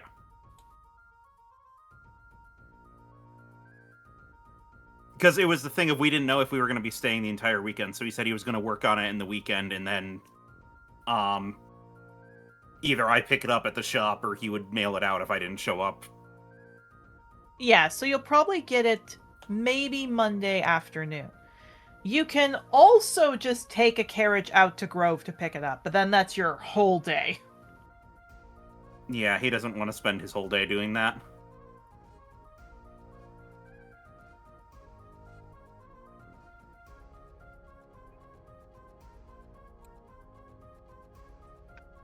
Is there anything else that I want to do in the merchant fields? You can also, if there isn't anything, you can also just go spend the day with your kids. Like, there are some games that they can play with Mountain, and you can take out time with Soren.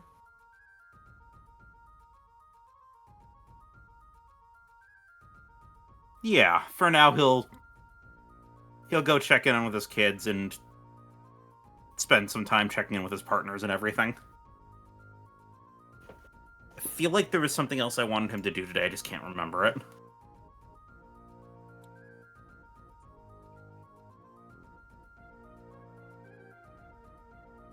I do not remember anything. Yeah, so we'll just... Yeah, that'll be it for now. Unless somebody grabs him to do something else. Fair enough. So what I'll say then is, for this place, you go back to your room.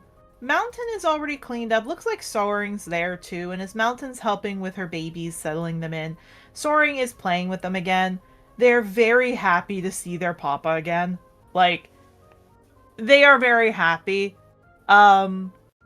Because I don't believe you showed them yet. And you just see again, like, Ruby is crying and all of them are crying and they're really happy. They're playing with their, like, papa, but they're happy. Mm-hmm. They miss Soaring.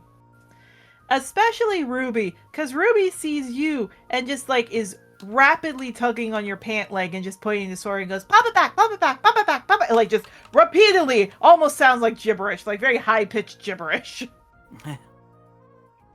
Yeah, he's back, and he's not going anywhere this time. He chuckles, not unless you want me to. At which point, because she doesn't understand this is a joke, just Ruby sees that, looks up at you. No, don't want that, don't want that, never want that, no. I don't want that either. Good, no. Yeah, she hugs you. Mountain looks up. So, you're Soaring, right? Yeah, I think we met a little bit. So?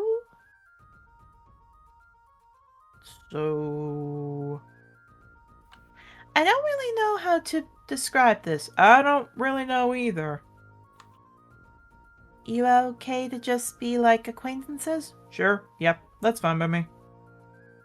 You got some nice kids. Yeah, looks over to you, Yarrow. Came from him. I can guess. Yeah, he blushes and rubs the back of his head. Yeah, he chuckles. He picks up his kids. Tosses, because he likes him a lot. He tosses Echo up. So, who wants to go play? At which point all of them run off. Mountain smiles to you. You okay that I might not ever like him, if we will, in that way? Yeah, I'm fine with that. Again, you like who you want to like. If you're gonna give me freedom with it, then there's no reason I shouldn't do the same, right? Nods. She picks up her kids. They follow her. Looks to you, chuckles. But, that Soaring is, wow.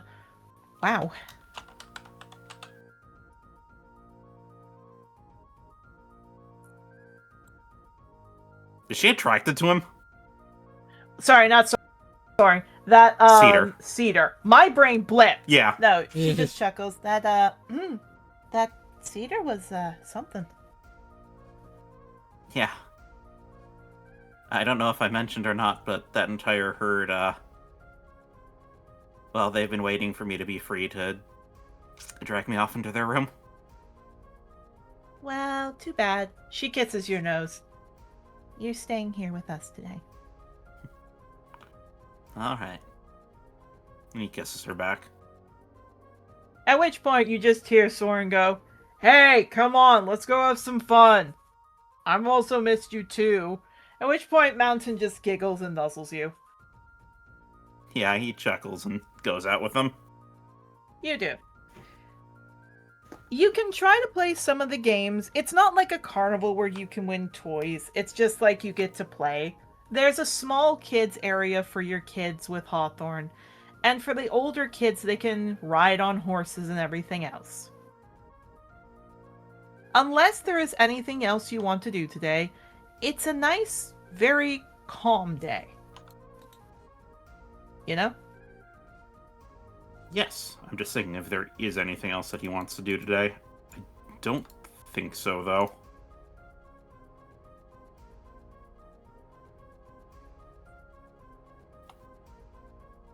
Yeah, I think that's going to be about it for today.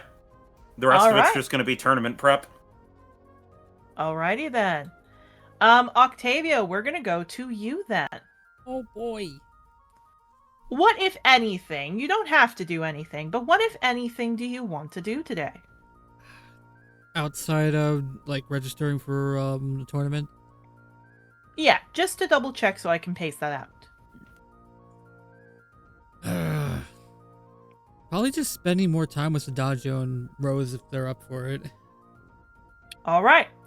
So, if that's the case then, again, you had a little bit of wobble like, what the hell happened? So you wonder. Adagio did wake up, looks to you, kind of sniffs you, nuzzles you. So, want to hang out now that I'm no longer, this? In the, cage? I would love to. I just need to go and do something real quick, if that's alright.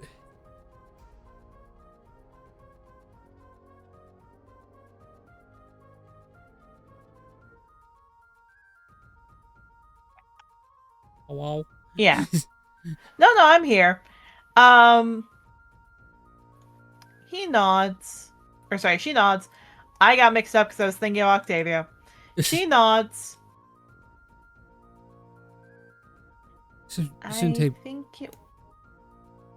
I think I'll be okay. I just might wait here for you to come back, or I might just follow you because I don't really know this place yet. Well, I can give you as much as a grand tour as I can. So Nods. Sounds good to me. She licks your head. yeah. So, basically, you get to go, and you go to the tournament. This time there's a Loxon who's writing down. He looks to Adagio, then looks at you because he sees she has her tail around something. He sees you and goes, "Oh, hi there." Hi there, I'm here to register for the tournament tomorrow. Good to know. He pulls out a form. What can I do you for? Which tournaments? We've got 5 of them. Just the singles tomorrow, or what's up? Actually the triples, I know that much. I also wanted to see what the other ones were, because I wasn't given that much of an explanation of them. So there's singles, triples, group, cavalry, so riders, and then riding, and then just year versus year.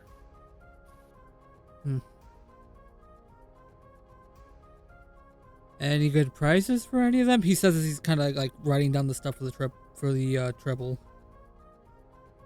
Yeah, he looks to see you're doing that. Well, all of them have different things. It just depends. I'm not gonna shift them all out if you just want one single one.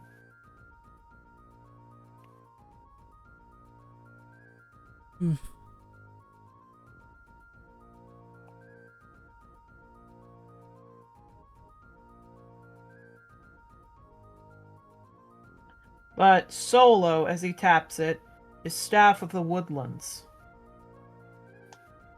Here's that. That's probably why Yara wants to do that one. Okay. Oh, Yarrow? He kind of looks. Yeah, he's my teammate. Oh, yeah. He signed up for solo group with Undergrowth and Year.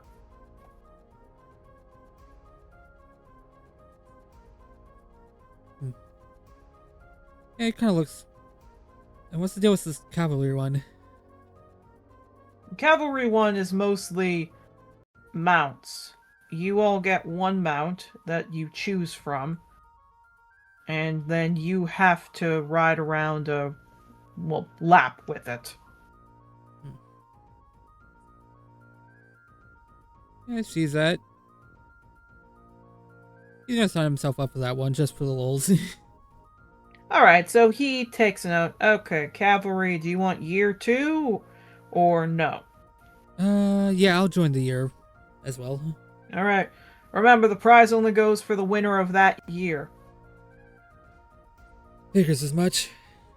Meaning you're also going to be fighting Yarrow. Well, just have to wait and see what happens with that, so.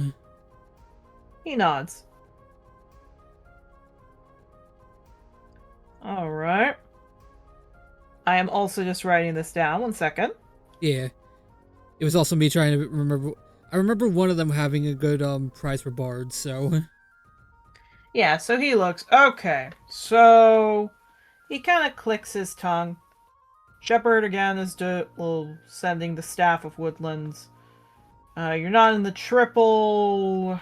He kind of clicks his tongue. Oh, I am in the triple. The group. Pardon? I am in the triple. No, you signed up, unless I'm mistaken, for cavalry, year, and single. No, triple cavalry and year. Okay, so you'll need a third one, which is if Willow joins up. So I will take that there. So Octavio. Which I believe Yarrow is not a part of the triple, so you'll have to find 2 people. Oh, okay. If we get a full team, Yarrow has given you permission to sign him up for it. Okay. He just didn't want to sign the 3 of us up until he talked to all of you and made sure that all of you wanted to do it. But if any of you go to sign up and decide that you want to do the triple, then he's fine if you guys put his name down. He would have made that clear. Alright, so he writes your name. Who's your other teammates? Yarrow and Willow. Alright, and do you have express permission from them? From Yarrow, I need to go and talk to Willow, I think. Trying to remember Alright, Willow you was- have I'm by tr- the end of the... Oh, sorry? trying to me as a player is trying to remember if Willow was fine with it or not. Probably not, but still. Willow expressed not having much interest. Okay. So you're gonna have to find a new teammate. Yeah, Adagio nudges you. I don't think I could join, but you could ask Rose. I could, yeah. Just,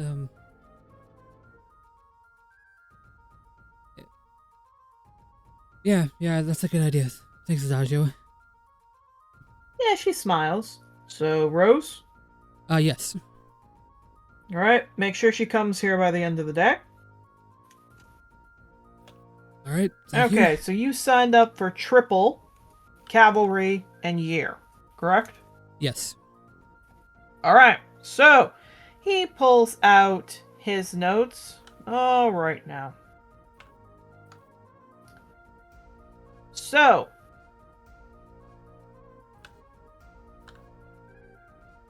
the group one you didn't sign up for. Solo you didn't sign up for. Ah, here we go.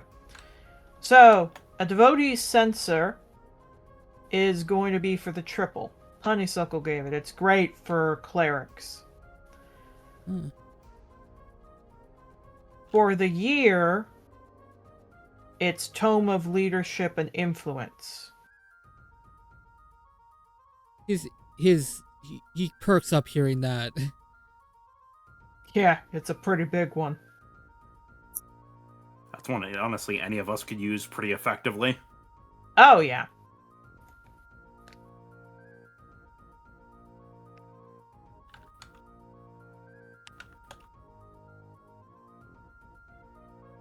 As for cavalry, which I realized I forgot to write this one down, so I'm just going to have to quickly look it up. He just chuckles. It's one from Brightheart. Apparently it's good for bards.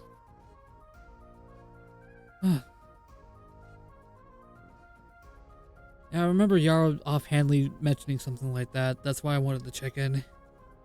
Nuts. Of course. If I've got it right, I'm pretty sure it's some kind of flute. Hmm.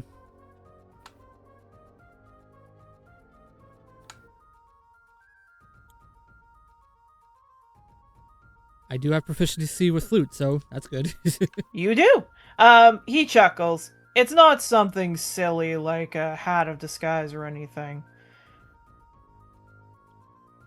But it is something strong. I mean, I would imagine, considering the tome, that tome is, from what I remember researching, pretty powerful. Nods. To the best of my ability, from what I've gathered, it is some kind of flute or something. I don't know. Oh, here it is. Yes, of course, here it is. That's why I was having trouble remembering it. I found the piece of paper that has it, thank God. No, it's a staff of charming. Oh, is that... Okay, that would definitely be good for me. Yeah. They seem to be particular with it. But he hands you his the card. Alright, so group is alright, so let's see here. He kinda looks. Alright. Triple is Tuesday. Cavalry is Friday. And year is Thursday. Gotcha. I'll be sure to be here for all those. He smiles. See to it you are. He goes over. Next, at which point, you do see walking in the direction of the tournament. Going to the Merchant's Field is Rose. So you can catch up with her here. Yeah, it heads over to her. Yeah, she looks up. Oh shit, you're out. Kind of looking at Adagio, looks to you, and you're here. Hi. Hi. First off, how are you doing? Tired. Also wondering where the hell you've been. Yesterday was a long day. I can guess. She kind of looks up. Adagio is rubbing her hands. Rose looks to her. So, I just got one question for her.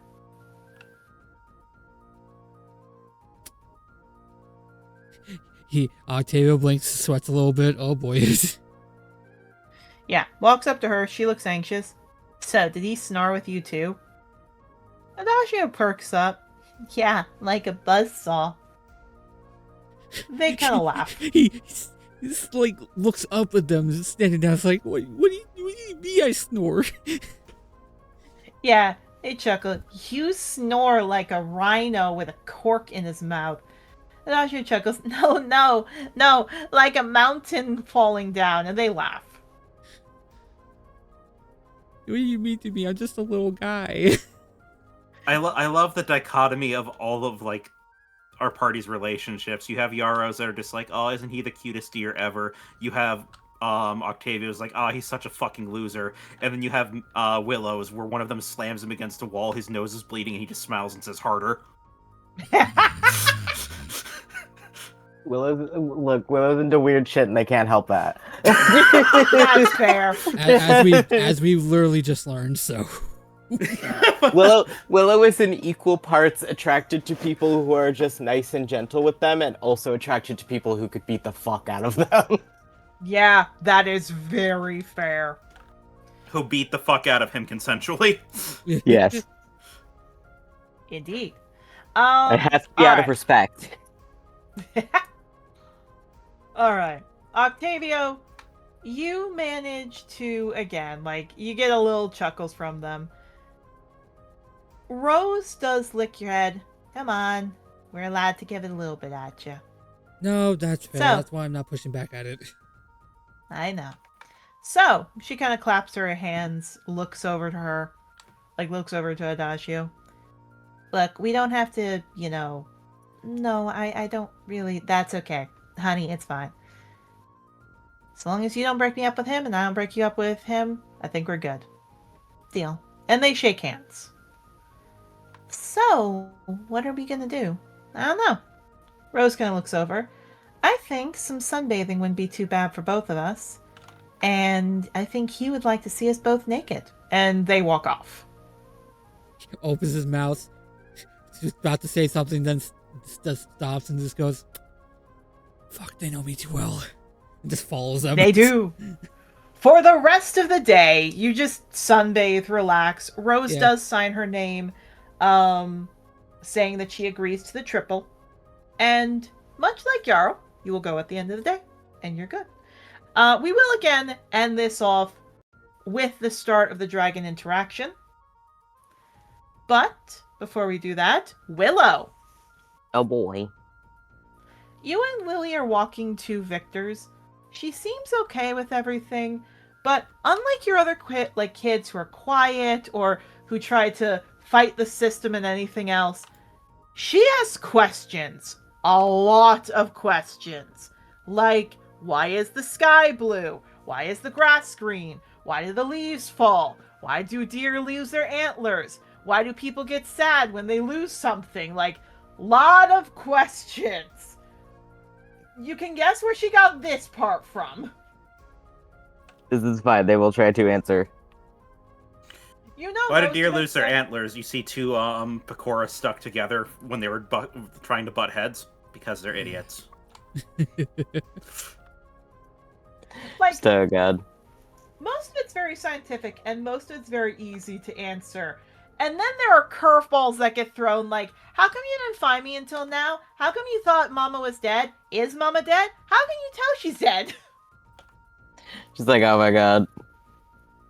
Or more things like, how come I was able to remember Auntie Sapphire even when I was a little baby? How come she remembered me? Why are we separated? Like, all these questions where it's like, not good. Oh boy. And also because I realized the time and I realized two of you have very late shifts. We're probably going to do a quick interaction with Victor just so it's not too late.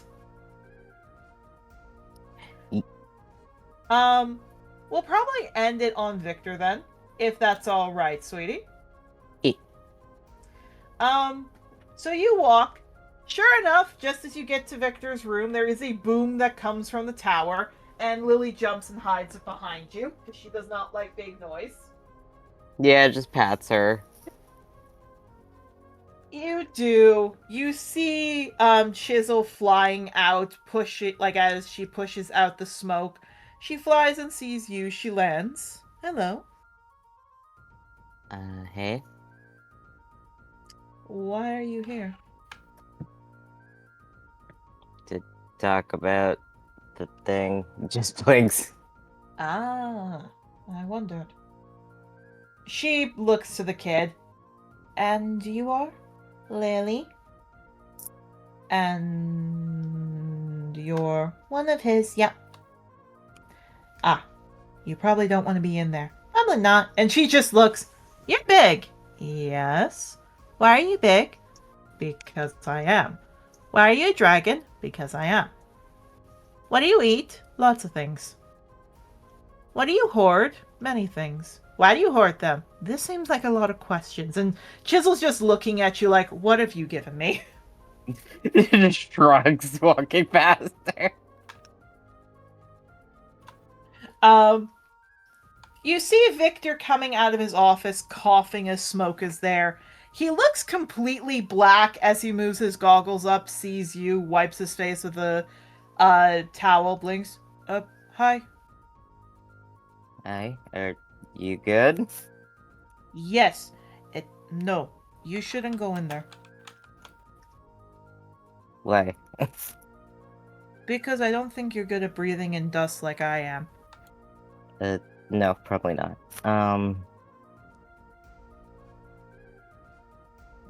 Wait. Motions vaguely to the everything about him right now. Just because, like, what's going on? What happened? Oh, I'm trying to find a new powder that'll make the firearm more explosive, as well as a way to make it silent. I don't think it's working, the latter one, but the first one's working. And he's cleaning himself off with his tail, as well as cleaning himself off with a rag. Like, okay, yeah, I guess that makes sense. Did you want to take my offer about the tournament, or no? Sure. Roll an insight, because he is going to try to deceive.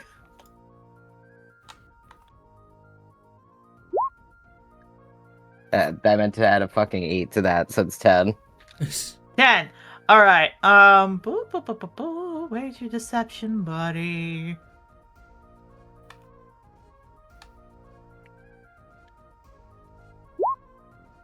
Eight. Although he is nodding and he's like, tapping his fingers together, goes, "That's good." He looks very happy. He seems very happy that you want to spend the week with him. Just nods. Yeah, I don't really want to be in front of a lot of people right now. I don't really want to go to a funeral. Yeah, fair. I mean, I'm not bothered by them, but, like, I get that that's, like, a societal thing. Just shrugs. Them, like, most people are. Just shrugs. I don't really know what I'm saying. Oh, I like hearing you talk about it. Nods. I just think I could have made him a better body, and I don't like that they said no when I offered and they yelled. Oh, okay, I see. Just nods. They're like, oh god, I don't know how to fucking talk about that. No, he... What I if will choke say- myself right now. Now, well, he would revive you into a body. Then you'd be a warforge. Oh no. They just sigh.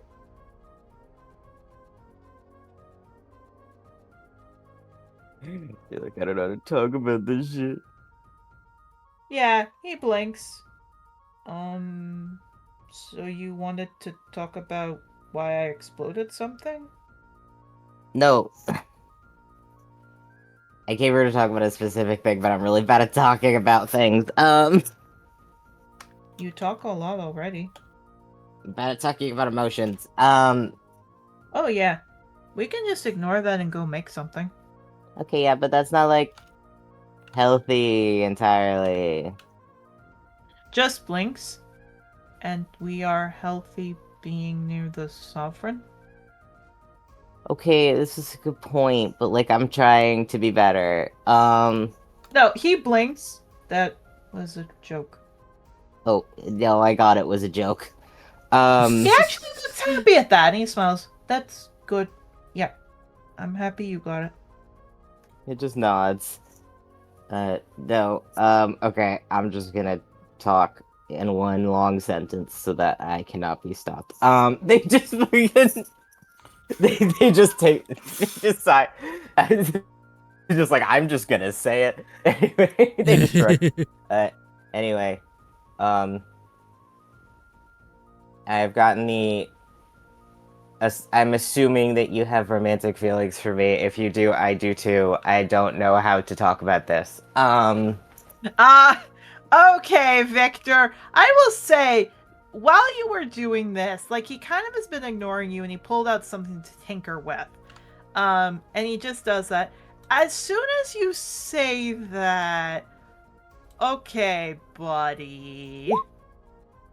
That is 10 for charisma, so yeah, he's blushing. And that's 15. Okay, he's holding it together, but he does somewhat break the toy as he, like, digs it in too deep, and he blinks. He kind of fixes it. He taps his fingers again. That's good. Very good. And he kind of looks at you. And he looks down, looks at you. I don't want to be like Jamie. What? Just looks confused. He, again, like he kind of shakes his hand a bit. He looks very anxious at this, Willow. Jamie had power over you. I am a professor and I don't... You're not. Oh, man. No, that was not what happened with Jamie. Just size. I did not. When we worked together, I did not have romantic feelings for him. I did before that. But it's a whole situation. You're not. Nods. Yeah, I don't really know how that entire situation works. Isn't like Blackfeather dating someone who goes to school? I don't know how that works. No, he kind of blinks. I don't... Summer is, a bit nosy. Just kind of looks to you.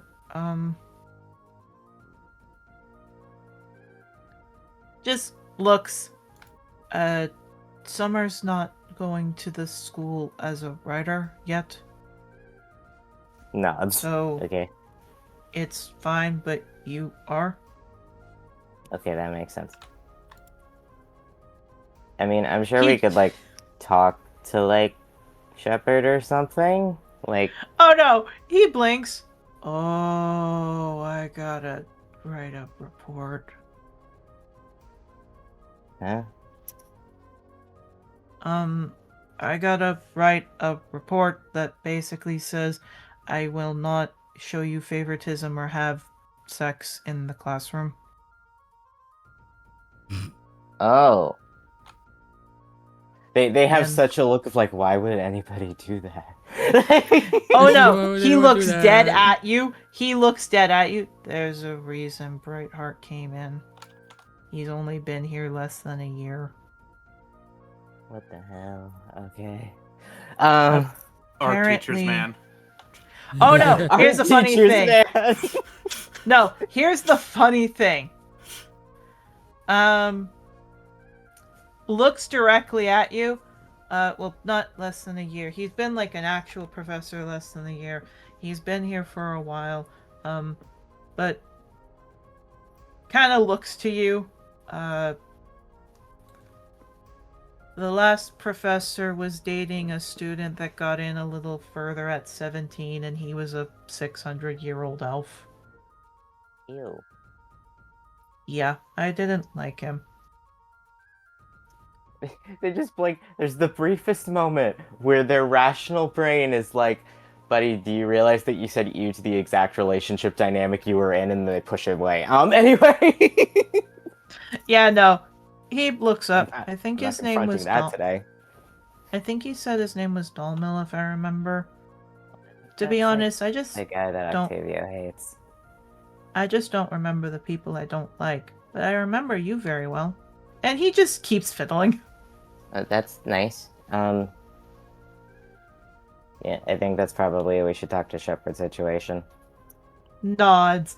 And then he stops. And he looks. So that means you're divorcing my dad then, huh? Yeah, once I figure out the logistics, probably, yeah. So do you want me to kill your girlfriend? Oh, I know what you mean. Nods. No, probably not. We're trying to figure out a solution that doesn't involve her dying, but like if it does involve her dying, then we have like a plan. It's fine. I can maybe get his new wife to try and your new fiance to convince him if you want. If she's able to, I guess. I don't know. He likes her a lot. I think he said he wanted to bring her over when the band came up. Nods. Yeah, I don't know. I'm not worried about him doing anything to me. I think he hates me more than he likes me at this point. No, he likes you. Ugh. That's kind of He hard, actually- actually. He looks like he's about to speak and then stops. Oh, never mind what I said that. And he keeps trying to fiddle with the toy. Hmm? I got a letter from him yesterday. That said what? He wanted me to get a picture of you. Ew. I don't need to read the rest if you don't want it then. If it's... Well, now I'm concerned. He told me he wanted me to update him on you and what you've been doing, ask for a picture of you, and also a little bit of a scale. Ew. Yeah, that lines up, though. He just said he wants you happy. I don't think that's what he wants. He nods. He likes when I'm mad at him. I don't know why. Just grumbles. Nods. They're lying. They do know why, but they don't want to think about it. Fair enough. No, he looks. Well, I'm happy you're not upset about his new fiancée. I mean, I am to a degree, but like it's not in like a normal relationship way. It's in a, if I think about it too hard, I think my martyr complex will start hitting again, and I'm never in a good mental state when I'm in that place. So, Nods. She's nice. She sometimes brings me some tools. that's nice. But I don't want to talk more about my father and you spending time. And he just looks at you. Do you want to go in and spend time? No? Sure. And kind of sees Chisel, because he can look out his window and sees Chisel. You can bring her in, by the way. Oh, yeah, no, I was gonna. I mean, like, this was just not really particularly a conversation I wanted to have in front of, like, my 10-year-old. Not that it's like an inappropriate conversation, but like more in a like this is a private conversation. He kind of looks at you, and then looks at her, and then looks at you, and then looks at her, and then looks at you. Okay. And he just nods and goes back to work. Yeah, just gonna go follow him. You do. Do you first want to signal Lily to come in? Yeah. Okay. So you signal Lily to come in. Chisel brings her in. Lily does kind of get bored in this place, but he does, like, Victor gives her, like, what he thinks is fun, which is basically the equivalent of a Rubik's Cube. She does not find it fun, Willow, at all. She does not like this. Oh, God. Just like fucking Rubik's taking Lily. Cube? You do. She does like Petunia, however, so when you do get a little time with Victor, you also get to play with her and Petunia. And where we're going to end this off on is roughly about 2 hours later, when it's around lunchtime. A person who I have not brought in for a while is coming back in. As stomping her foot in, you see Olivia kicking down the door and at the top of her lungs screaming, "I'm gonna fucking beat the shit out of my mom!" Sees you, sees Lily. Ah, Lily looks up to you. So why is she allowed to swear and I'm not? And that's where we're gonna cut it today. Jesus fucking Christ. Because she's an adult and you are 10. Oh, That is a very simple answer. Oh, God. I can't say that. I've told Sage that he can swear when he's 13. I was about to say! She's not 13. It's true. Fair enough. Oh, Nelly. We are just almost at the tournament arc. One more day, people! And then we get to see everybody beat the shit out of each other, except for Willow. Willow gets to figure out the machinations of Victor's mind, as well as figure out what the heck is his love language. I mean, that and is going filling to out a human resourcing file. I mean, that's literally going to take 2 weeks, so... Fair enough. Just having to go to Shepard with this entire situation, and Shepard's like, this is literally the least this is not anything I would have guessed is ever gonna happen to me. Yeah. On his bingo card for his time as a professor, this was the spot he never thought would get filled. He was looking at his normal professor bingo card, and then, like, within the first, 2 weeks of classes, and then threw it aside and made an entirely new bingo card. That is actually not a poor thing to say for him. It's the image in my head of like, okay, so I got to cross off on my bingo card that a professor has to ask to fill out that form about dating a student. Oh, haha, was it Blackfeather? No, it was Victor. What? Oh. No, I can tell you what it is with the whole throwing away the other one. It's he made one, and then Team Wildstar come in, and one day Mormon just saw him drunk as a skunk, and he's like, love, what are you doing? I am making a new bingo card. Didn't you just do that? Yes. So why are you making a new one? Because I have to be drunk as shit to predict Wildstar. True. But for now... I have to be drunk to be crazy enough to come up with things that they won't do. Yes. 2 weeks later, looking at the bingo card, damn it. Yep. For now, we're going to next time finish off the setup for the weekend and the tournament arc, as well as Willow's side journey, because while everyone's fighting, Willow gets to discover a little more about Victor. But for now, say bye, everybody. Bye-bye. Bye, everybody. Wow.